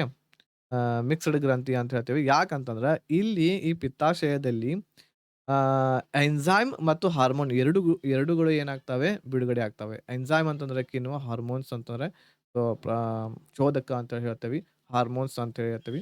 ಸೊ ಈ ಎರಡೂಗಳನ್ನ ಬಿಡುಗಡೆ ಮಾಡುವಂತದ್ದು ಯಾವುದು? ಪಿತ್ತಾಶಯ. ಇವೆರಡುಗಳನ್ನ ಬರ್ತವೆ. ಎದರಿಂದ? ಪಿತ್ತಾಶಯದಿಂದ. 3 ತರಹದ ಎಂಜೈಮ್ಸ್‌ಗಳು, ಕಿಣ್ವಗಳು ಹೊರಗೆ ಬರ್ತಾವು ಅಂತ ಹೇಳಿ ನಾನು ನಿಮ್ಗೆ ಹೇಳಿದೆ. ಬಿಡುಗಡೆ ಮಾಡ್ತೈತೆ ಅಂತ ಹೇಳಿದ್ನಿ. ಸೊ ಇದನ್ನ ನಾವು ಹಿಂದಿನ ಒಂದು ವಿಡಿಯೋಸ್‌ಗಳಲ್ಲಿ ಕಲ್ತೇವಿ. ಯಾವ್ಯಾವುದು? ಒಂದನೇದು ಲೈಪೇಸ್, ಆಮೇಲೆ ಅಮೈಲೇಸ್, ಆಮೇಲೆ ಟ್ರಿಪ್ಸಿನ್. ಇವು 3ಗಳನ್ನ ಬಿಡುಗಡೆ ಮಾಡುವಂತದ್ದು ಯಾವುದು? ಪಿತ್ತಾಶಯ. ಅದೇ ರೀತಿ 3 ಹಾರ್ಮೋನ್ಸ್‌ಗಳನ್ನು ಕೂಡ ಇದು ಬಿಡುಗಡೆ ಮಾಡ್ತೈತಿ. Alpha, beta, gamma. Alpha, beta, gamma ಈ 3 ಹಾರ್ಮೋನ್ಸ್‌ಗಳನ್ನು ಕೂಡ ಬಿಡುಗಡೆ ಮಾಡುವಂತದ್ದು ಗ್ಯಾಲ್ ಬ್ಲಾಡರ್. ಪಿತ್ತಾಶಯ ಬಿಡುಗಡೆ ಮಾಡ್ತೈತಿ. ಇದಿಷ್ಟು ಪಿತ್ತಾಶಯದ ಬಗ್ಗೆ. ಈಗ ನಾವು ವಿಸರ್ಜನಾಂಗ ಇದನ್ನ ಟಾಪಿಕನ್ನ ಪೂರ್ತಿಯಾಗಿ ಕಲಿಯೋದಕ್ಕಿಂತ ಮುಂಚೆ ನಾನು ನಿಮಗೆ ಚಿತ್ರದ ಮುಖಾಂತರ ಮೊದಲು ಇದರ ಕಾನ್ಸೆಪ್ಟನ್ನ ಹೇಳ್ತೀನಿ. ಆಮೇಲೆ ಇದನ್ನ ನಾವು ಕಲಿತಾ ಹೋಗೋಣ. ಈಗಿಲ್ಲಿ ಎಕ್ಸ್‌ಕ್ರೇಟರಿ ಅಂತಂದ್ರೆ ವಿಸರ್ಜನಾಂಗ ವ್ಯೂಹದ ಕೆಲವೊಂದಿಷ್ಟು ಸಂಕ್ಷಿಪ್ತ ಚಿತ್ರದ ಮೂಲಕ ನಾವು ತಿಳಿಲಿಕ್ಕೆ ಪ್ರಯತ್ನ ಮಾಡೋಣ. ಇಲ್ಲಿ ಎಕ್ಸ್‌ಕ್ರೇಟರಿ ಸಿಸ್ಟಮ್‌ದಲ್ಲಿ ಮೊಟ್ಟ ಮೊದಲನೇದಾಗಿ ಇವು ಏನು ಕಿಡ್ನೀಸ್‌ಗಳಿದಾವು. ಈ ಕಿಡ್ನೀಸ್‌ಗಳು ಆಮ್ಲ ಮತ್ತು ಪ್ರತ್ಯಾಮ್ಲವನ್ನ ನಿಯಂತ್ರಣವನ್ನು ಮಾಡ್ತವೆ. ಆಮ್ಲ ಮತ್ತು ಪ್ರತ್ಯಾಮ್ಲದ ಇವುಗಳ ನಿಯಂತ್ರಣವನ್ನು ಮಾಡುವುದು ಯಾವುದು ಅಂತಂದ್ರೆ ಅವುಗಳು ಕಿಡ್ನೀಸ್‌ಗಳು. ಆಮೇಲೆ ಇದಕ್ಕೆ ಇನ್ನೊಂದು ಬೇರೆ ರೀತಿಯಲ್ಲಿಯೂ ಸಹ ಕೇಳಬಹುದು. ಆಮ್ಲ ಮತ್ತು ಪ್ರತ್ಯಾಮ್ಲವನ್ನ ನಿಯಂತ್ರಣ ಮಾಡುವುದು ಯಾವುದು ಅಂತ ಕೇಳಿದ್ರೆ ಕಿಡ್ನಿ ಅಂತ ಹೇಳ್ಬೇಕು. ಅದ್ರ ಜೊತೆಗೆ ಪಿಎಚ್ ಅನ್ನ ನಿಯಂತ್ರಣ ಮಾಡುವುದು ನಮ್ಮ ದೇಹದಲ್ಲಿ ಯಾವುದು ಅಂತ ಕೇಳಿದ್ರೆ ಅದು ಸಹ ಕಿಡ್ನಿ. ಆಮ್ಲ ಮತ್ತು ಪ್ರತ್ಯಾಮ್ಲ ಪಿಎಚ್ ಅಂತ ಹೇಳ್ತೇವಲ್ಲ. ಸೊ ಅದರಿಂದ ಇದಕ್ಕೆ ಏನ್ ಮಾಡ್ತಾರೆ ಅಂದ್ರೆ ಎಕ್ಸಾಮ್‌ದಲ್ಲಿ ಒಂದೊಂದ್ ಸಲ ಹಿಂದೆ ಮುಂದೆ ಮಾಡಿ ಎಕ್ಸಾಮ್‌ದಲ್ಲಿ ಕ್ವೆಶ್ಚನ್ ಅನ್ನ ಕೇಳ್ಬಿಡ್ತಾರೆ. ಅದೇ ರೀತಿ ಈ ಒಂದು ಕಿಡ್ನೀಸ್‌ಗಳು ಏನ್ ಮಾಡ್ತಾವಪ್ಪ ಅಂತಂದ್ರೆ ವಿಷವನ್ನ ನಿಷ್ಕ್ರಿಯವಾಗಿ ಮಾಡುವಂತ ಕೆಲಸ ಯಾವ್ದು ಮಾಡ್ತವೆ? ಕಿಡ್ನೀಸ್‌ಗಳು ಮಾಡ್ತಾರೆ. ಇಲ್ಲಿ ಒಂದು ಕ್ವೆಶ್ಚನ್ ಏನಪ್ಪಾ ಅಂತಂದ್ರೆ, ವಿಷವನ್ನ ನಿಷ್ಕ್ರಿಯ ಮಾಡುವಂತವುಗಳು ಯಾವುದು ಅಂತ ಕೇಳಿದ್ರೆ ಅದು ಕಿಡ್ನಿ. ಆಮೇಲೆ ವಿಷ ಕೊಟ್ಟು ಸಾಯಿಸಿರುವಂತಹ ವ್ಯಕ್ತಿ ಇದ್ದ ಅಂತಂದ್ರ, ಆ ವ್ಯಕ್ತಿಯಲ್ಲಿ ಯಾವ ಒಂದು ಅಂಗವನ್ನ ಪರೀಕ್ಷೆ ಮಾಡಲಾಗುತ್ತದೆ ಅಂತ ಕೇಳಿದ್ರೆ ಅದು ಯಾವುದು? ಲಿವರ್. ಸೊ ಹಿಂದೆ ನಾನು ನಿಮಗೆ ಹೇಳಿದೆ. ಇದನ್ನ ಲಿವರ್‌ವನ್ನ ನೋಡಿ ಏನ್ ಮಾಡ್ತಾರೆ, ಅವನು ವಿಷ ಸೇವಿಸಿದಾನೋ ಇಲ್ಲೋ ಅಂತ ಕಂಡುಹಿಡಿತಾರೆ. ಆದ್ರೆ ವಿಷವನ್ನ ನಿಷ್ಕ್ರಿಯ ಮಾಡುವಂತದ್ದು ಯಾವುದು? ಅದು ಕಿಡ್ನಿ. ಹೀಗಿಲ್ಲಿ ನಮ್ಮಲ್ಲಿ ಇರುವಂತವುಗಳು 2 ಕಿಡ್ನೀಸ್‌ಗಳಿರ್ತಾವೆ. ಸೊ ಸರಿಸಾಮಾನ್ಯವಾಗಿ ಎಲ್ಲರಿಗೂ ಗೊತ್ತಿರುವ ಹಾಗೆ. ಸೊ ಕಿಡ್ನೀಸ್‌ಗಳಿಗೆ ನಾವು ಈ ಕನ್ನಡದಲ್ಲಿ ಮೂತ್ರಪಿಂಡ ಅಂತ ಹೇಳ್ತೇವೆ. ಈಗ ಇಲ್ಲಿ ಇರ್ತಕ್ಕಂಥದ್ದು ಇದು ಮೂತ್ರಪಿಂಡ. ಆಮೇಲೆ ಮೂತ್ರಪಿಂಡದಿಂದ ಬರುವಂತಹ ಏನು ಮೂತ್ರ ಬರ್ತೈತಿ. ಸೊ ಆ ಒಂದು ನಾಳಕ್ಕೆ ಏನಂತ ಹೇಳ್ತೇವೆ, ಈ ನಾಳಕ್ಕೆ ನಾವು ಮೂತ್ರನಾಳ ಅಂತ ಹೇಳ್ತೇವೆ. ಇಂಗ್ಲಿಷ್‌ನಲ್ಲಿ ಯುರೇಟರ್ ಅಂತ ಹೇಳ್ತೇವೆ. ಆಮೇಲೆ ಈ ಮೂತ್ರ ಇರುವಂತದ್ದು ಬಂದು ಎಲ್ಲಿ ಶೇಖರಣೆ ಆಗ್ತತಿ? ಎಲ್ಲಿ ಶೇಖರಣೆ ಆಗ್ತೈತಿ ಅದು? ಎಲ್ಲಿ ಕೂಡ್ಕೊಂಡು ಇರ್ತೈತಿ? ಅದು ಮೂತ್ರಾಶಯದಲ್ಲಿ. ಎಲ್ಲಿ? ಮೂತ್ರಾಶಯ. ಅದಕ್ಕೆ ಇಂಗ್ಲಿಷ್‌ನಲ್ಲಿ ನಾವು ಯುರಿನರಿ ಬ್ಲಾಡರ್ ಅಂತ ಹೇಳ್ತೇವೆ. ಇಲ್ಲಿ ಬಂದು ಅಂತಂದ್ರ ಆ ಮೂತ್ರ ಇರುವಂತದ್ದು ಬಂದು ಶೇಖರಣೆ ಆಗ್ತೈತಿ. ಈ ಒಂದು ನಾಳಗಳ ಮುಖಾಂತರ ಯುರೇಟರ್ ನಾಳಗಳ ಮುಖಾಂತರ ಇದು ಸರಿಸುಮಾರಾಗಿ ಅರ್ಧ ಲೀಟರ್‌ದಷ್ಟು ಮೂತ್ರವನ್ನ ಸ್ಟಾಕ್ ಮಾಡುವಂತಹ ಕೆಪಾಸಿಟಿಯನ್ನ ಹೊಂದಿರತಕ್ಕಂಥದ್ದು ಈ ಒಂದು ಯುರಿನರಿ ಬ್ಲಾಡರ್ ಅನ್ನುವಂಥದ್ದು. ಇದಾದ ನಂತರ ನೆಕ್ಸ್ಟ್ ನಾವು ಇಲ್ಲಿ ಈ ಏನು ಕಿಡ್ನೀಸ್‌ಗಳಿದಾವು, ಮೂತ್ರಪಿಂಡಗಳಿದಾವು ಅವುಗಳನ್ನ ಡಿಟೇಲ್ ಆಗಿ ಮೇಲಿನ ಒಂದು ಚಿತ್ರವನ್ನ ನಾವು ನೋಡಿದ್ವಿ. ಸೊ ಈಗ ಇದರ ಕಿಡ್ನೀಸ್‌ಗಳನ್ನ ಡಿಟೇಲ್ ಆಗಿ ನೋಡೋಣ. ಕಿಡ್ನೀಸ್‌ಗಳನ್ನ ಡಿಟೇಲ್ ಆಗಿ ನೋಡೋಕ್ಕಿಂತ ಮುಂಚೆ ಈ ಕಿಡ್ನೀಸ್‌ಗಳ ಮೇಲೆ ಒಂದು ಗ್ರಂಥಿ ಕೂಡ ಇರ್ತೈತಿ ನೋಡ್ರಿ ಇಲ್ಲಿ. ಈ ಒಂದು ಗ್ರಂಥಿ ಕೂಡ ಇರ್ತೈತಿ ಇಲ್ಲಿ ಕಿಡ್ನೀಸ್‌ಗಳ ಮೇಲೆ. ಸೊ ಆ ಗ್ರಂಥಿಗಳಿಗೆ ನಾವು ಅಡ್ರೆನಲ್ ಗ್ರಂಥಿ ಅಂತ ಹೇಳಿ ಹೇಳ್ತೇವೆ. ಈ ಗ್ರಂಥಿ ಪಾಠವನ್ನು ನಾವು ಮುಂದೆ ಕಲಿಯುವಾಗ ಆ ಗ್ರಂಥಿಗಳನ್ನ ನೋಡೋಣ. ಈಗ ನಾವು ಫೋಕಸ್ ಮಾಡುವಂತದ್ದು ಕಿಡ್ನೀಸ್‌ಗಳಲ್ಲಿ ಆಮೇಲೆ ಯಾವ ರೀತಿ ಮೂತ್ರ ವಿಸರ್ಜನೆ ಆಗ್ತೈತಿ ಅಂತ ಹೇಳಿ. ಈಗ ನಾವಿಲ್ಲಿ ಮೂತ್ರಪಿಂಡವನ್ನ ನೋಡೋಣ. ಮೂತ್ರಪಿಂಡದಲ್ಲಿ ಇಲ್ಲಿ ಮೂತ್ರವು ಒಳಗೆ ಬರುವುದಕ್ಕೆ ನಾವೇನಂತ ಹೇಳ್ತೇವಿ? ಓಕೆ. ಮೂತ್ರವು ಒಳಗೆ ಬರೋದಕ್ಕೆ ನಾವು ರೆನೆಲರ್ ಆರ್ಟರಿ ಅಂತ ಹೇಳ್ತೇವಿ. ಅದೇ ರೀತಿ ಹೊರಗೆ ಹೋಗೋದಕ್ಕೆ ರೆನೆಲರ್ ವೀನ್ಸ್ ಅಂತ ಹೇಳ್ತೇವಿ. ಈಗ ಇಲ್ಲಿ ಅತಿ ಹೆಚ್ಚು ಯೂರಿಯಾ ಎಲ್ಲಿ ಕಂಡು ಬರ್ತೈತಿ ಅಂತ ಎಕ್ಸಾಮ್‌ದಲ್ಲಿ ಕೇಳಿದ್ರೆ ಅದು ಎಲ್ಲಿಪಾ ಅಂತಂದ್ರೆ ರೆನೆಲರ್ ರೆನೆ ರೇನಲ್ ಅನ್ನುವಂಥದ್ದು. ರೇನಲ್ ಅನ್ನುವಂಥ ಏನು ಗ್ರಂಥಿಗಳಿದಾವು ಅಲ್ಲಿ ನಮಗೆ ಅತಿ ಹೆಚ್ಚಾಗಿ ಯೂರಿಯಾ ಕಂಡು ಬರುವಂಥದ್ದು. ಎಕ್ಸಾಮ್‌ದಲ್ಲಿ ಅತಿ ಹೆಚ್ಚು ಯೂರಿಯಾ ನಮಗೆ ಎಲ್ಲಿ ಕಂಡು ಬರ್ತದೆ ಅಂತ ಕೇಳಿದ್ರೆ ಅದು ರೇನಲ್‌ಗಳಲ್ಲಿ. ರೇನಲ್ ಗ್ರಂಥಿಗಳಲ್ಲಿ ಕಂಡು ಬರ್ತೈತಿ. ಸೊ ಸೊ ಇದಿಷ್ಟು ಆಮೇಲೆ ಇದೇನು ಕಿಡ್ನಿ ಇದೆ, ಕಿಡ್ನಿಯ ಒಂದು ಹೊರಭಾಗಕ್ಕೆ ನಾವೇನಂತ ಹೇಳ್ತೇವೆ ಕಾರ್ಟೆಕ್ಸ್ ಅಂತ ಹೇಳ್ತೇವೆ. ಕಿಡ್ನಿಯ ಒಳಗೆ ಇರುವಂಥದ್ದು ಇದೇನು ರಚನೆ ಇದೆ, ಈ ಒಂದು ರಚನೆಗೆ ನಾವು ಮೆಡುಲ್ಲಾ ಅಂತೇಳಿ ಹೇಳ್ತೇವೆ. ಈ ಮೆಡುಲಾಗಳಲ್ಲಿಯೇ ಏನಿರ್ತೈತಿ ನೆಫ್ರಾನ್ಸ್‌ಗಳು ಇರ್ತಾವು. ನಾವಿಲ್ಲಿ ನೆಕ್ಸ್ಟ್ ನೋಡೋಣ. ಇಲ್ಲಿದಾವ್ ನೋಡ್ರಿ. ಈ ಮೆಡುಲಾಗಳಲ್ಲಿ ಇದು ಚಿತ್ರ ಇಲ್ಲಿ ನೋಡ್ರಿ ಮ್ಯಾಲೆ. ನೆಕ್ಸ್ಟ್ ಚಿತ್ರದಲ್ಲಿ ನಾ ತೋರಿಸ್ತಾ ಇದ್ದೇನೆ. ಸೊ ಇಲ್ಲಿ ಒಂದೊಂದು ಭಾಗ ಏನಿದಾವಲ್ಲ, ಸೊ ಇವೆಲ್ಲವೂ ಸಹ ಏನಪ್ಪಾ ಅಂತಂದ್ರೆ ಇವು ನೆಫ್ರಾನ್ಸ್‌ಗಳು. ಮೆಡುಲಗಳಲ್ಲಿ ನೆಫ್ರಾನ್ಸ್‌ಗಳನ್ನ ನಾವು ನೋಡ್ತೇವೆ. ಈ ನೆಫ್ರಾನ್ಸ್‌ದ ಒಂದು ಚಿತ್ರವನ್ನು ನಾವು ಝೂಮ್ ಮಾಡಿ ನೋಡಿದಾಗ ಈ ರೀತಿ ಇರತಕ್ಕಂತಹ ರಚನೆಯನ್ನ ನಾವಿಲ್ಲಿ ನೋಡಬಹುದು. ಆಮೇಲೆ ಇವು ನೆಫ್ರಾನ್ಸ್‌ಗಳ ಸಂಖ್ಯೆ ಎಷ್ಟಿರ್ತೈತಿ ಒಂದು ಕಿಡ್ನಿಯಲ್ಲಿ 8,00,000 ಸುಮಾರು 8,00,000ದಷ್ಟು ಕಿಡ್ನೀಸ್‌ಗಳನ್ನ ನಾವು 8,00,000ದಷ್ಟು ನೆಫ್ರಾನ್‌ಗಳನ್ನ ನಾವು ಇಲ್ಲಿ ಪಡ್ಕೋತೇವೆ. ಈಗ ನೋಡ್ರಿ, ಕಿಡ್ನಿಯ ಯೂನಿಟ್ ಯಾವುದು ಅಂತ ಹೇಳಿ ಕೇಳಿದ್ರೆ, ಕಿಡ್ನಿಯ ಒಂದು ಘಟಕ. ಕಿಡ್ನಿಯ ಒಂದು ಘಟಕ ಯಾವುದು ಅಂತ ಹೇಳಿ ಕೇಳಿದ್ರೆ ಅದು ಯಾವುದು? ನೆಫ್ರಾನ್ಸ್. ಈಗ ಇಲ್ಲಿ ನಾನು ನಿಮಗೆ ಜೀವಕೋಶಗಳನ್ನ ಹೇಳುವಾಗ ಯೂನಿಟ್ ಅಂದ್ರೆ ಏನು ಅಂತ ಹೇಳಿದೆ. ಸೊ ಯೂನಿಟ್ ಅಂತಂದ್ರೆ ಎಲ್ಲಾ ಕಾರ್ಯಗಳು ಅಲ್ಲೇ ಆಗುವಂತಹ ಒಂದು ಸಂಪೂರ್ಣವಾಗಿ ಅಲ್ಲೇ ಆಗುವಂತಹ ಒಂದು ಎಲ್ಲಾ ಕಾರ್ಯಗಳು ಸಂಪೂರ್ಣವಾಗಿ ಒಂದೇ ಸೆಲ್‌ದಲ್ಲಿ ಇಲ್ಲಿ ಆಗುವ ಕಾರಣದಿಂದ ಇದಕ್ಕೆ ನಾವೇನಂತ ಹೇಳ್ತೇವಿ, ನಮ್ಮ ಶರೀರದ ಒಂದು ಯೂನಿಟ್ ಅಂತ ಹೇಳಿದ್ವಿ ನಾವು. ಯಾವುದಕ್ಕೆ? ಸೆಲ್‌ಗಳಲ್ಲಿ, ಸೆಲ್ ಪಾಠದಲ್ಲಿ. ಈಗ ಇಲ್ಲೂ ಸಹ ನೋಡ್ರಿ, ನಮ್ಮ ಮೂತ್ರ ಇರುವಂಥದ್ದು ಎಲ್ಲಾ ಸಂಪೂರ್ಣವಾಗಿ ಅತಿ ಮುಖ್ಯವಾಗಿರ್ತಕ್ಕಂತಹ ಕಾರ್ಯ ನಡೆಯುವಂಥದ್ದು ಎಲ್ಲಿ ಅಂತಂದ್ರೆ ಮೂತ್ರ ವಿಸರ್ಜನೆಯಲ್ಲಿ. ಅದು ಎಲ್ಲಿಪ್ಪಾ ಅಂತಂದ್ರೆ ಅದು ನೆಫ್ರಾನ್‌ದಲ್ಲಿ. ಮೂತ್ರ ವಿಸರ್ಜನೆ, ಮೂತ್ರ ರೆಡಿ ಆಗೋದು, ಮೂತ್ರ ಹೊರ ಹೋಗೋದು ಸಂಪೂರ್ಣವಾಗಿರ್ತಕ್ಕಂತಹ ಕಾರ್ಯ ನಡೆಯುವಂಥದ್ದು ಎಲ್ಲಿ? ಅದು ನೆಫ್ರಾನ್‌ದಲ್ಲಿ. ಆದ್ದರಿಂದ ಕಿಡ್ನಿಯ ಯೂನಿಟ್ ಯಾವ್ದು ಅಂತ ಹೇಳ್ತೀವಿ ಅಂತಂದ್ರೆ ನಾವು ನೆಫ್ರಾನ್ ಅಂತ ಹೇಳ್ತೇವೆ. ಎಲ್ಲಾ ಕಾರ್ಯಗಳು ಇಲ್ಲಿ ಆಗ್ತವೆ. ಅದೇ ರೀತಿ ಒಂದು ಎಕ್ಸಾಂಪಲ್ ಕೊಟ್ಟು ಹೇಳ್ತೇನೆ ನಾನು ನಿಮಗೆ. ಯೂನಿಟ್ ಇನ್ನೊಂದ್ ಸ್ವಲ್ಪ ಒಳ್ಳೆ ರೀತಿಯಿಂದ ನಿಮಗೆ ಅರ್ಥ ಆಗ್ತೈತಿ. ಯೂನಿಟ್ ಅಂತಂದ್ರೆ ಏನು ಅಂತಂದ್ರೆ, ಈಗ ಒಂದು ಗೋಡೆ ಇದೆ. ಈ ಗೋಡೆಯ ಯೂನಿಟ್ ಏನಿರ್ತೈತಿ ಹೇಳ್ರಿ? ಇಟ್ಟಿಗೆ ಇರ್ತೈತಿ. ಓಕೆ. ಗೋಡೆಯ ಯೂನಿಟ್ ಏನಿರ್ತೈತಿ? ಇಟ್ಟಿಗೆ. ಯಾಕಂತಂದ್ರೆ ಮೂಲತಃವಾಗಿ ನಮಗೆ ಏನ್ ಬೇಕು? ಇಟ್ಟಿಗೆ ಬೇಕು. ಇಟ್ಟಿಗೆ ಇರ್ಲಿಲ್ಲ ಅಂತಂದ್ರೆ ಗೋಡೆ ನಿರ್ಮಾಣ ಆಗೋದಿಲ್ಲ. ಸೊ ಹಾಗೆ. ಅದೇ ರೀತಿ ನಮ್ಮ ಶರೀರ ರೆಡಿ ಆಗ್ಬೇಕಂತಂದ್ರೆ ಮೂಲತಃ ನಮಗೇನ್ ಬೇಕು? ಸೆಲ್‌ಗಳು ಬೇಕು. ಸೆಲ್ ಇರ್ಲಿಲ್ಲ ಅಂತ ನಮ್ಮ ಶರೀರ ರೆಡಿ ಆಗಂಗಿಲ್ಲ. ಆದ್ದರಿಂದ ಇದು ನಮ್ಮ ಶರೀರದ, ನಮ್ಮ ದೇಹದ ಒಂದು ಯೂನಿಟ್ ಆಗಿರ್ತಕ್ಕಂಥದ್ದು ಸೆಲ್.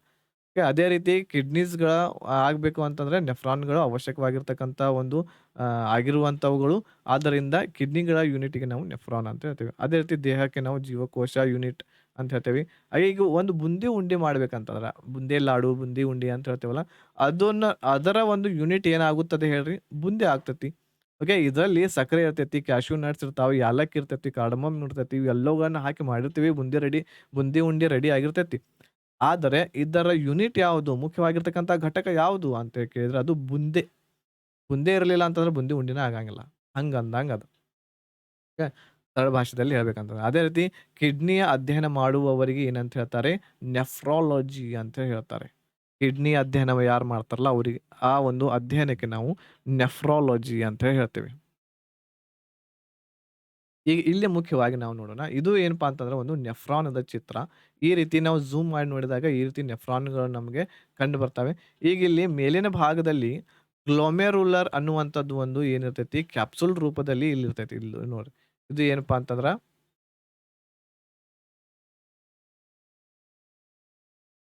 ಇಲ್ಲಿ ಇರುವಂತದ್ದು ಇದು ಏನಪ್ಪಾ ಅಂತಂದ್ರ ಗ್ಲೋಮೆರುಲರ್. ಓಕೆ. ಗ್ಲೋಮೆರುಲರ್ ಅಂತ ಹೇಳ್ತೀವಿ. ಈ ರೂಲರ್ ಎಲ್ಲಿ ಕಂಡು ಬರ್ತೈತಿ ಅಂತ ಹೇಳಿ ಎಕ್ಸಾಮ್‌ದಲ್ಲಿ ಕೇಳಿದ್ರು. ಗ್ಲೋಮೆರುಲರ್ ಅನ್ನುವಂಥದ್ದು ಇದು ನಮಗೆ ನೆಫ್ರಾನ್‌ದಲ್ಲಿ ಕಂಡುಬರುವಂಥದ್ದು. ಓಕೆ. ಇದರ ಕಾರ್ಯ ಏನು? ಗ್ಲೋಮೆರುಲರ್ ಇದರ ಕಾರ್ಯ ಏನಪ್ಪಾ ಅಂತಂದ್ರೆ ಇದು ಫಿಲ್ಟರೇಷನ್ ಮಾಡ್ತೈತಿ. ನಮ್ಮ ದೇಹದಲ್ಲಿರುವಂತಹ ರಕ್ತ ಎಲ್ಲಿಗೆ ಬರ್ತೈತಿ? ಕಿಡ್ನೀಸ್‌ಗಳಿಗೆ ಬರ್ತೈತಿ. ಕಿಡ್ನೀಸ್‌ಗಳಲ್ಲಿ ಬಂದು ಗ್ಲೋಮೆರುಲರ್ ಅನ್ನುವಂಥದ್ದು ಅದು ರಕ್ತವನ್ನು ಏನ್ ಮಾಡ್ತೈತಿ? ಫಿಲ್ಟರ್ ಮಾಡ್ತೈತಿ. ರಕ್ತದಲ್ಲಿರುವಂತಹ ಪಾರ್ಟಿಕಲ್ಸ್‌ಗಳನ್ನ ಇಟ್ಟುಕೊಂಡು ಶುದ್ಧವಾಗಿರ್ತಕ್ಕಂತಹ ರಕ್ತವನ್ನ ಏನ್ ಮಾಡ್ತೈತಿ? ಕಳಿಸ್ತೈತಿ. ಈಗ ಇನ್ನೊಂದು, ಇದು ಫಿಲ್ಟರ್ ಮಾಡಿದ ತಕ್ಷಣ ನಮ್ಮ ರಕ್ತ ಇರುವಂಥದ್ದು ಶುದ್ಧ ಆಗೋದಿಲ್ಲ ಅದು. ಅದರಲ್ಲಿ ಇನ್ನೂ ಏನಪ್ಪಾ ಅಂತಂದ್ರೆ ಕಾರ್ಬನ್ ಡೈಆಕ್ಸೈಡ್ ಇದ್ದೇ ಇರ್ತೈತಿ. ರಕ್ತ ಶುದ್ಧಿ ಎಲ್ಲಿ ಆಗ್ತೈತಿ? ಅದು ಲಂಗ್ಸ್‌ಗಳಲ್ಲಿ ಆಗ್ತೈತಿ ನಾವು ಕಲ್ತೇವಿ. ರಕ್ತ ಶುದ್ಧಿ ಎಲ್ಲಿ ಆಗ್ತೈತಿ? ಲಂಗ್ಸ್‌ಗಳಲ್ಲಿ. ಓಕೆ. ರಕ್ತದಲ್ಲಿ CO2 ಇತ್ತು ಅಂತಂದ್ರೆ ಅದು ಅಶುದ್ಧ ರಕ್ತ. ಆಮೇಲೆ O2 ಇತ್ತಂತಂದ್ರೆ, ಆಕ್ಸಿಜನ್ ಇತ್ತಂದ್ರೆ ಅದು ಶುದ್ಧ ರಕ್ತ. ಇದು ಆಗುವಂತ ಶುದ್ಧ ಮತ್ತು ಅಶುದ್ಧ ರಕ್ತ ಆಗುವಂತದ್ದು ಲಂಗ್ಸ್‌ಗಳಲ್ಲಿ. ಆದ್ರೆ ಇಲ್ಲಿ ರಕ್ತದಲ್ಲಿರುವಂತಹ ಕೆಲವೊಂದಿಷ್ಟು ಪಾರ್ಟಿಕಲ್ಸ್ ಅಥವಾ ಕೆಲವೊಂದಿಷ್ಟು ಕಣಗಳನ್ನ ಫಿಲ್ಟರ್ ಮಾಡುವಂತ ಕೆಲಸ ಯಾವ್ದು ಮಾಡ್ತೈತಿ? ಅದು ಗ್ಲೋಮೆರುಲರ್. ಓಕೆ. ಇದು ಯಾವ ರೀತಿ ಫಿಲ್ಟರ್ ಮಾಡ್ತೈತಿ, ರಕ್ತದ ಕಣಗಳನ್ನ ಯಾವ ರೀತಿ ಸಾನಿಸೋದು ಅಂದ್ರೆ ಗೊತ್ತೈತಿ ಹಿಟ್ ಸಾನಿಸ್ತಾರಲ್ಲ, ಆ ರೀತಿ ಸಾನಿಸ್ತೈತಿ, ಫಿಲ್ಟರ್ ಮಾಡ್ತೈತಿ. ಇದು ಎಲ್ಲಾನ ಫಿಲ್ಟರ್ ಮಾಡಿಬಿಡ್ತದೆ. ಖನಿಜಗಳನ್ನು ಬೇರೆ ಮಾಡ್ತೈತಿ ರಕ್ತದಿಂದ, ವಿಟಮಿನ್ಸ್ ಏನೇನ್ ಇರುತ್ತೆ ಎಲ್ಲಾ ಬ್ಯಾರೆ ಮಾಡಿ ರಕ್ತವನ್ನ ಕಳಿಸ್ತೈತಿ. ರಕ್ತವನ್ನ ಇದು ನೆಕ್ಸ್ಟ್ ಎಲ್ಲಿಗೆ ಕಳಿಸ್ತೈತಿ ಅಂತಂದ್ರ ಬೋಮೆನ್ ಕ್ಯಾಪ್ಸೂಲ್ ಅಂತೇಳಿ ಇದ್ರ ಹಿಂದಿರ್ತೈತಿ. ಇದು ನೋಡ್ರಿ. ಈ ಭಾಗಕ್ಕೆ ನಾವೇನಂತೇವೆ ಬೋಮೆನ್ ಕ್ಯಾಪ್ಸೂಲ್ ಅಂತ ಹೇಳ್ತೇವೆ. ಸೊ ಈ ಭಾಗಕ್ಕೆ ನೆಕ್ಸ್ಟ್ ರಕ್ತ ಬರ್ತೈತಿ ಇಲ್ಲಿ ಸಾನಿಸಿದ ಮೇಲೆ. ಸೊ ಈ ಭಾಗಕ್ಕೆ ರಕ್ತ ಬಂದ ತಕ್ಷಣ ಏನಾಗ್ತೈತಪ್ಪ ಅಂತಂದ್ರೆ ಇಲ್ಲಿ ಬೋಮೆನ್ ಕ್ಯಾಪ್ಸೂಲ್ ಇರುವಂತದ್ದು ಪುನರ್ ಫಿಲ್ಟರೇಷನ್ ಮಾಡ್ತೈತಿ. ಇನ್ನೊಂದ್ ಸಲ ಫಿಲ್ಟರ್ ಮಾಡ್ತೈತಿ. ಯಾಕಂತಂದ್ರ ಈ ರಕ್ತದಲ್ಲಿರುವಂತಹ ಖನಿಜಗಳು, ವಿಟಮಿನ್ಸ್‌ಗಳು ಎಲ್ಲವೂ ಸಹ ಸೋಸಿತ್ತು ಅದು. ಯಾವುದು ಗ್ಲೋಮೆರುಲರ್ ಅನ್ನುವಂಥದ್ದು. ಸೊ ಆದ ಕಾರಣದಿಂದ ಮತ್ತೆ ಏನ್ ಮಾಡ್ತೈತೆ ಅಂತಂದ್ರ ಆ ರಕ್ತದಲ್ಲಿ ಏನೇನು ಖನಿಜ ಮತ್ತು ವಿಟಮಿನ್ಸ್‌ಗಳನ್ನ ಸೋಸಿತ್ತಲ್ಲ, ಅವುಗಳನ್ನ ಮತ್ತೆ ರಕ್ತದಲ್ಲಿ ಕೂಡಿಸಿ ಏನ್ ಮಾಡ್ತೈತಿ ವೇಸ್ಟ್ ಇರುವಂಥವುಗಳನ್ನ ಇಟ್ಕೊಂಡು ಏನೇನ್ ಬೇಕಾಗಿದೆ ನಮ್ಗ ಶರೀರಕ್ಕೆ ನೀಡ್ ಇದೆ ಅವುಗಳನ್ನ ಖನಿಜ, ವಿಟಮಿನ್ಸ್ ಅಂತವುಗಳನ್ನ ಮತ್ತೆ ಆ ರಕ್ತದಲ್ಲಿ ಸೇರಿಸಿ ಆಮೇಲೆ ರಕ್ತವನ್ನ ಮುಂದೆ ಕಳಿಸ್ತೈತಿ. ಅದು ಬೋಮೆನ್ ಕ್ಯಾಪ್ಸೂಲ್ ಕೆಲಸ ಮಾಡ್ತೈತಿ. ಇದಾದ ನಂತರ ಯೂರಿಯಾವನ್ನು ಸಹ ಫಿಲ್ಟರ್ ಮಾಡುವಂಥದ್ದು ಮಾಡ್ತೈತಿ. ಯೂರಿಯಾವನ್ನ ಫಿಲ್ಟರ್ ಮಾಡಿ ನೆಫ್ರಾನ್‌ಗಳಿಗೆ ಮುಂದೆ ಕಳಿಸ್ತೈತಿ ಅದು. ಮುಂದೆ ಇರುವಂತಹ ಏನ್ ನೆಫ್ರಾನ್ಸ್‌ಗಳು ಇರ್ತಾವು, ಇವು ನೋಡ್ರಿ ಇವೆಲ್ಲವು ನೆಫ್ರಾನ್ಸ್‌ಗಳು. ಇಲ್ಲಿ ಮುಂದೆ ಇರುವಂಥದ್ದು ಇದೇನ್ ಪೈಪ್ ಇದೆಯಲ್ಲ, ಈ ಪೈಪ್ ರಚನೆ ಇರುವಂಥದ್ದು ನೆಫ್ರಾನ್. ಸೊ ಈ ಒಂದು ಮುಂದೆ ಪ್ರೊಸೆಸ್‌ಗೆ ಕಳಿಸ್ತೈತಿ ಯೂರಿಯಾವನ್ನ ಫಿಲ್ಟರ್ ಮಾಡಿ. ಇದಾದ ನಂತರ ನೆಫ್ರಾನ್ ಇದ್ದದ್ದು ಈ ಒಂದು ಪೈಪದ ಮುಖಾಂತರ ಏನ್ ಮಾಡ್ತೈತಿ, ನೆಫ್ರಾನ್ ಇದ್ದದ್ದು ಮೂತ್ರದಲ್ಲಿ ಆ ಒಂದು ಯೂರಿಯಾವನ್ನ ಕೂಡಿಸಿ ಅದನ್ನ ಹೊರಗೆ ಹಾಕ್ತೈತಿ. ಈ ರೀತಿ ಇರ್ತಕ್ಕಂತಹ ನಮ್ಮ ಮೂತ್ರ ಇರುವಂತದ್ದು ಆಹ್, ಹೊರಗಡೆ ಹೋಗ್ತೈತಿ ನಮ್ಮ ದೇಹದಿಂದ. ಸೊ ಇದು ಕಂಪ್ಲೀಟ್ ಆಗಿರ್ತಕ್ಕಂಥದ್ದು ಒಂದು ನೆಫ್ರಾನದ ಬಗ್ಗೆ. ಓಕೆ. ಈಗ ನಾವು ಏನ್ ಮಾಡೋಣ, ಒಂದ್ ಸ್ವಲ್ಪ ಡಿಟೇಲ್ ಆಗಿ ಕೆಲವೊಂದಿಷ್ಟು ಮಾಹಿತಿಯನ್ನ ನೋಡೋಣ. ಎಲ್ಲಿಗೆ ಬಿಟ್ಟಿದ್ವಿ ನಾವು? ಓಕೆ. ಸೊ ಇದನ್ನ ನೋಡಿದ್ವಿ ಇಲ್ಲಿವರೆಗೆ. ವಿಸರ್ಜನಾಂಗ ಇಲ್ಲಿಂದ ನೋಡೋಣ. ಈಗ ಇಲ್ಲಿ ಕೆಲವೊಂದಿಷ್ಟು ಈಗ ಆಲ್ಮೋಸ್ಟ್ ಆಲ್ ನಿಮಗೆ ಕನ್‌ಫ್ಯೂಷನ್ ದೂರ ಆಗಿರಬೇಕು ಯಾವ್ಯಾವ ರೀತಿ ಅಂತೇಳಿ. ಕೆಲವೊಂದಿಷ್ಟು ಮಾಹಿತಿಯನ್ನ ಇಲ್ಲಿ ನೆಕ್ಸ್ಟ್ ಇಲ್ಲಿ ಈ ಸ್ಲೈಡ್ಸ್‌ಗಳಲ್ಲಿ ನೋಡ್ಕೊಂತ ಹೋಗೋಣ. ವಿಸರ್ಜನಾಂಗ ಪ್ರಾಣಿಗಳಲ್ಲಿ ಉತ್ಪತ್ತಿಯಾಗುವಂತಹ ಸಾರಜನಕ, ನೈಟ್ರೋಜನ್ ಏನಂತೇಳಿ ಏನ್ ಹೇಳ್ತೇವೆ ನಾವು. ನೈಟ್ರೋಜನ್ ತ್ಯಾಜ್ಯ ವಸ್ತುಗಳು ಅಮೋನಿಯಾ, ಯೂರಿಯಾ, ಯೂರಿಕ್ ಆಮ್ಲ. ಈಗ ನೋಡ್ರಿ ಅಮೋನಿಯಾದ ರೂಪಗಳು ಯಾವ್ಯಾವಪ್ಪ ಅಂತಂದ್ರೆ ಅಮೋನಿಯಾ ಆಗಿರ್ಬೋದು, ಯೂರಿಯಾ, ಯೂರಿಕ್ ಆಮ್ಲ ಇವುಗಳು ಎಲ್ಲವೂ ಏನಪ್ಪಾ ಅಂತಂದ್ರೆ ಉತ್ಪತ್ತಿ ಆಗ್ತವೆ ಪ್ರಾಣಿಗಳಲ್ಲಿ. ಪ್ರಾಣಿಗಳು ಅವು ವಿಸರ್ಜಿಸುವ ಸಾರಜನಕ ತ್ಯಾಜ್ಯ ವಸ್ತುಗಳ ಆಧಾರದ ಮೇಲೆ 3 ಗುಂಪುಗಳನ್ನಾಗಿ ಮಾಡಿವೆ ಪ್ರಾಣಿಗಳನ್ನ. ಒಂದನೇದು ಅಮೈನೋಟೆಲಿಕ್ ಪ್ರಾಣಿಗಳು ಅಂತ ಹೇಳ್ತೇವೆ. ಅಮೈನೋಟೆಲಿಕ್ ಪ್ರಾಣಿಗಳು. ಈ ಪ್ರಾಣಿಗಳು ಅಮೋನಿಯಾ ತ್ಯಾಜ್ಯ ವಸ್ತುವನ್ನು ವಿಸರ್ಜಿಸ್ತವೆ. ಓಕೆ. ಅಮೋನಿಯಾವನ್ನ ಏನ್ ಮಾಡ್ತವೆ, ಈಗ ನೋಡ್ರಿ ಸಾರಜನಕ, ನೈಟ್ರೇಟದ ರೂಪಗಳಾಗಿರ್ತಕ್ಕಂಥ ಅಮೋನಿಯಾ ಆಗಿರಬಹುದು, ಯೂರಿಯಾ ಆಗಿರಬಹುದು, ಯೂರಿಕ್ ಆಮ್ಲ ಆಗಿರ್ಬೋದು. ಇವು ಏನಪ್ಪಾ ಅಂತಂದ್ರ ನೈಟ್ರೋಜನದ ರೂಪಗಳು. ನೈಟ್ರೋಜನದ ರೂಪಗಳು. ಇವುಗಳ ಆಧಾರದ ಮೇಲೆ ನಾವು ಪ್ರಾಣಿಗಳನ್ನ ವಿಂಗಡಣೆ ಮಾಡೀವಿ. ಈಗ ಟೆಲಿಕ್ ಅಂತಂದ್ರೆ ಏನ್ ಹೇಳ್ರಿ? ತ್ಯಾಜ್ಯ ಮಾಡೋದು. ಅಮೈನೋ ಅಂತಂದ್ರೆ ಏನು? ಅಮೈನೋ ಅಂತಂದ್ರೆ amino, amino acid. Okay. Amino ಇಲ್ಲಿದೆ ನೋಡ್ರಿ ಅಮಿನೋ. ಸೊ ಅಮೈನೋ ಅನ್ನುವಂಥದ್ದು ತ್ಯಾಜ್ಯ ಮಾಡೋದು. ಟೆಲಿಕ್ ಅಂತಂದ್ರೆ ತ್ಯಾಜ್ಯ ಮಾಡೋದು. ಅಮೈನೋ ಅನ್ನು ಟೆಲಿಕ್ ಮಾಡೋದು ಅಂತಂದ್ರೆ ತ್ಯಾಜ್ಯ ಮಾಡೋದು. ಅಂತಹ ಪ್ರಾಣಿಗಳು. ಓಕೆ. ಅಮೈನೋ ಈಗ ನೋಡ್ರಿ ಈ ಪ್ರಾಣಿಗಳು ಅಮೋನಿಯಾ ತ್ಯಾಜ್ಯ ವಸ್ತುಗಳನ್ನ ವಿಸರ್ಜಿಸುತ್ತವೆ. ಆದ್ದರಿಂದ ಈ ಪ್ರಾಣಿಗಳನ್ನ ನಾವು ಅಮೈನೋಟೆಲಿಕ್ ಪ್ರಾಣಿಗಳು ಅಂತ ಹೇಳ್ತೇವೆ. ಅಂತಾವು ಪ್ರಾಣಿಗಳು ಯಾವ್ಯಾವುದು ಅಂತಂದ್ರೆ ಮೂಳೆಯುಕ್ತ ಆಗಿರ್ತಕ್ಕಂತಹ ಮೀನುಗಳು, ಆಮೇಲೆ ಮರಿ, ಆಮೇಲೆ ಉಭಯವಾಸಿಗಳು, ಆಮೇಲೆ ಅಕಶೇರುಕಗಳು. ಓಕೆ. ಇವು ಇರುವಂತವುಗಳು ಎಲ್ಲವೂ ಏನಪ್ಪಾ ಅಂತಂದ್ರ ಅಮ ಅಮೋನಿಯಾವನ್ನ ತ್ಯಾಜ್ಯ ಮಾಡ್ತಾವೆ. ಆದ್ದರಿಂದ ಇವುಗಳಿಗೆ ನಾವು ಅಮೈನೋಟೆಲಿಕ್ ಪ್ರಾಣಿಗಳು ಅಂತ ಹೇಳ್ತೀವಿ. ಅದೇ ರೀತಿ ಯೂರಿಯೋಟೆಲಿಕ್ ಪ್ರಾಣಿಗಳು ಅಂತಂದ್ರೆ ಯಾವ್ಯಾವುದು? ಈ ಪ್ರಾಣಿಗಳು ಯೂರಿಯಾವನ್ನ ಏನ್ ಮಾಡ್ತವೆ? ವಿಸರ್ಜನೆಯನ್ನ ಮಾಡ್ತವೆ. ಸೊ 2ನೇದಿದೆ ನೋಡ್ರಿ ಇಲ್ಲಿ ಯೂರಿಯಾ. ಸೊ ಯೂರಿಯಾವನ್ನ ವಿಸರ್ಜನೆ ಮಾಡ್ತವೆ. ಸೊ ಅವುಗಳಿಗೆ ನಾವು ಯೂರಿಯಾಟೆಲಿಕ್. ಸೊ ಈಗ ಇದರಲ್ಲಿ ಸಹ ನಾವು ಬರ್ತೇವೆ. ಓಕೆ. ಇದರಲ್ಲಿ ಏನ್ ಬರ್ತೇವೆ ನಾವು? ನಾವು ಬರ್ತೇವೆ. ನಾವು ಯೂರಿಯಾವನ್ನ ವಿಸರ್ಜನೆ ಮಾಡ್ತೇವೆ. ಸೊ ಆಗಲೇ ನಾ ಹೇಳಿದೆ ನಿಮಗೆ ಯೂರಿಯಾವನ್ನ ನೆಫ್ರಾನ್ಸ್‌ಗಳ ಮೂಲಕ ಆ ಏನಾಗ್ತೈತಿ ಮೂತ್ರದಲ್ಲಿ ಕೂಡಿಸಿಕೊಂಡು ಅದು ವಿಸರ್ಜನೆಯನ್ನ ಮಾಡ್ತೈತೆ ಅಂತೇಳಿ. ಯೂರಿಯಾವನ್ನು ನಾವು ವಿಸರ್ಜನೆ ಮಾಡ್ತೇವೆ. ಅದು ಯಾವುದು ಒಂದು ರೂಪ? ಯೂರಿಯಾ ಇರುವಂತದ್ದು ಒಂದು ಸಾರಜನಕ ಅಥವಾ ನೈಟ್ರೋಜನದ ಒಂದು ರೂಪ ಅದು. ಓಕೆ. ಈಗ ಇದರಲ್ಲಿ ಯಾವ್ಯಾವ ಬರ್ತವೆ? ಯೂರಿಯಾಟೆಲಿಕ್ ಯೂರಿಯಾವನ್ನು ಯಾವ್ಯಾವ್ದು ವಿಸರ್ಜನೆ ಮಾಡ್ತವೆ? ಮೃದ್ವಸ್ಥಿ ಮೀನುಗಳಾಗಿರ್ಬಹುದು, ಅದ್ರ ಜೊತೆಗೆ ಪ್ರೌಢ ಉಭಯವಾಸಿಗಳು ಆಗಿರ್ಬೋದು, ಅದ್ರ ಜೊತೆಗೆ ಸಸ್ತನಿಗಳು. ಸಸ್ತನಿಗಳಲ್ಲಿ ನಾವು ಬರ್ತೇವೆ. ಓಕೆ. ಸ್ತ್ರೀ ಮತ್ತು ಪುರುಷ ಇವರು ಯಾರಪ್ಪಾ ಅಂತಂದ್ರೆ ಸಸ್ತನಿಗಳು. ಸಾರಿ, ಸಸ್ತನಿಗಳಲ್ಲ. ನಾವು ಸ್ತನಧಾರಿಗಳು.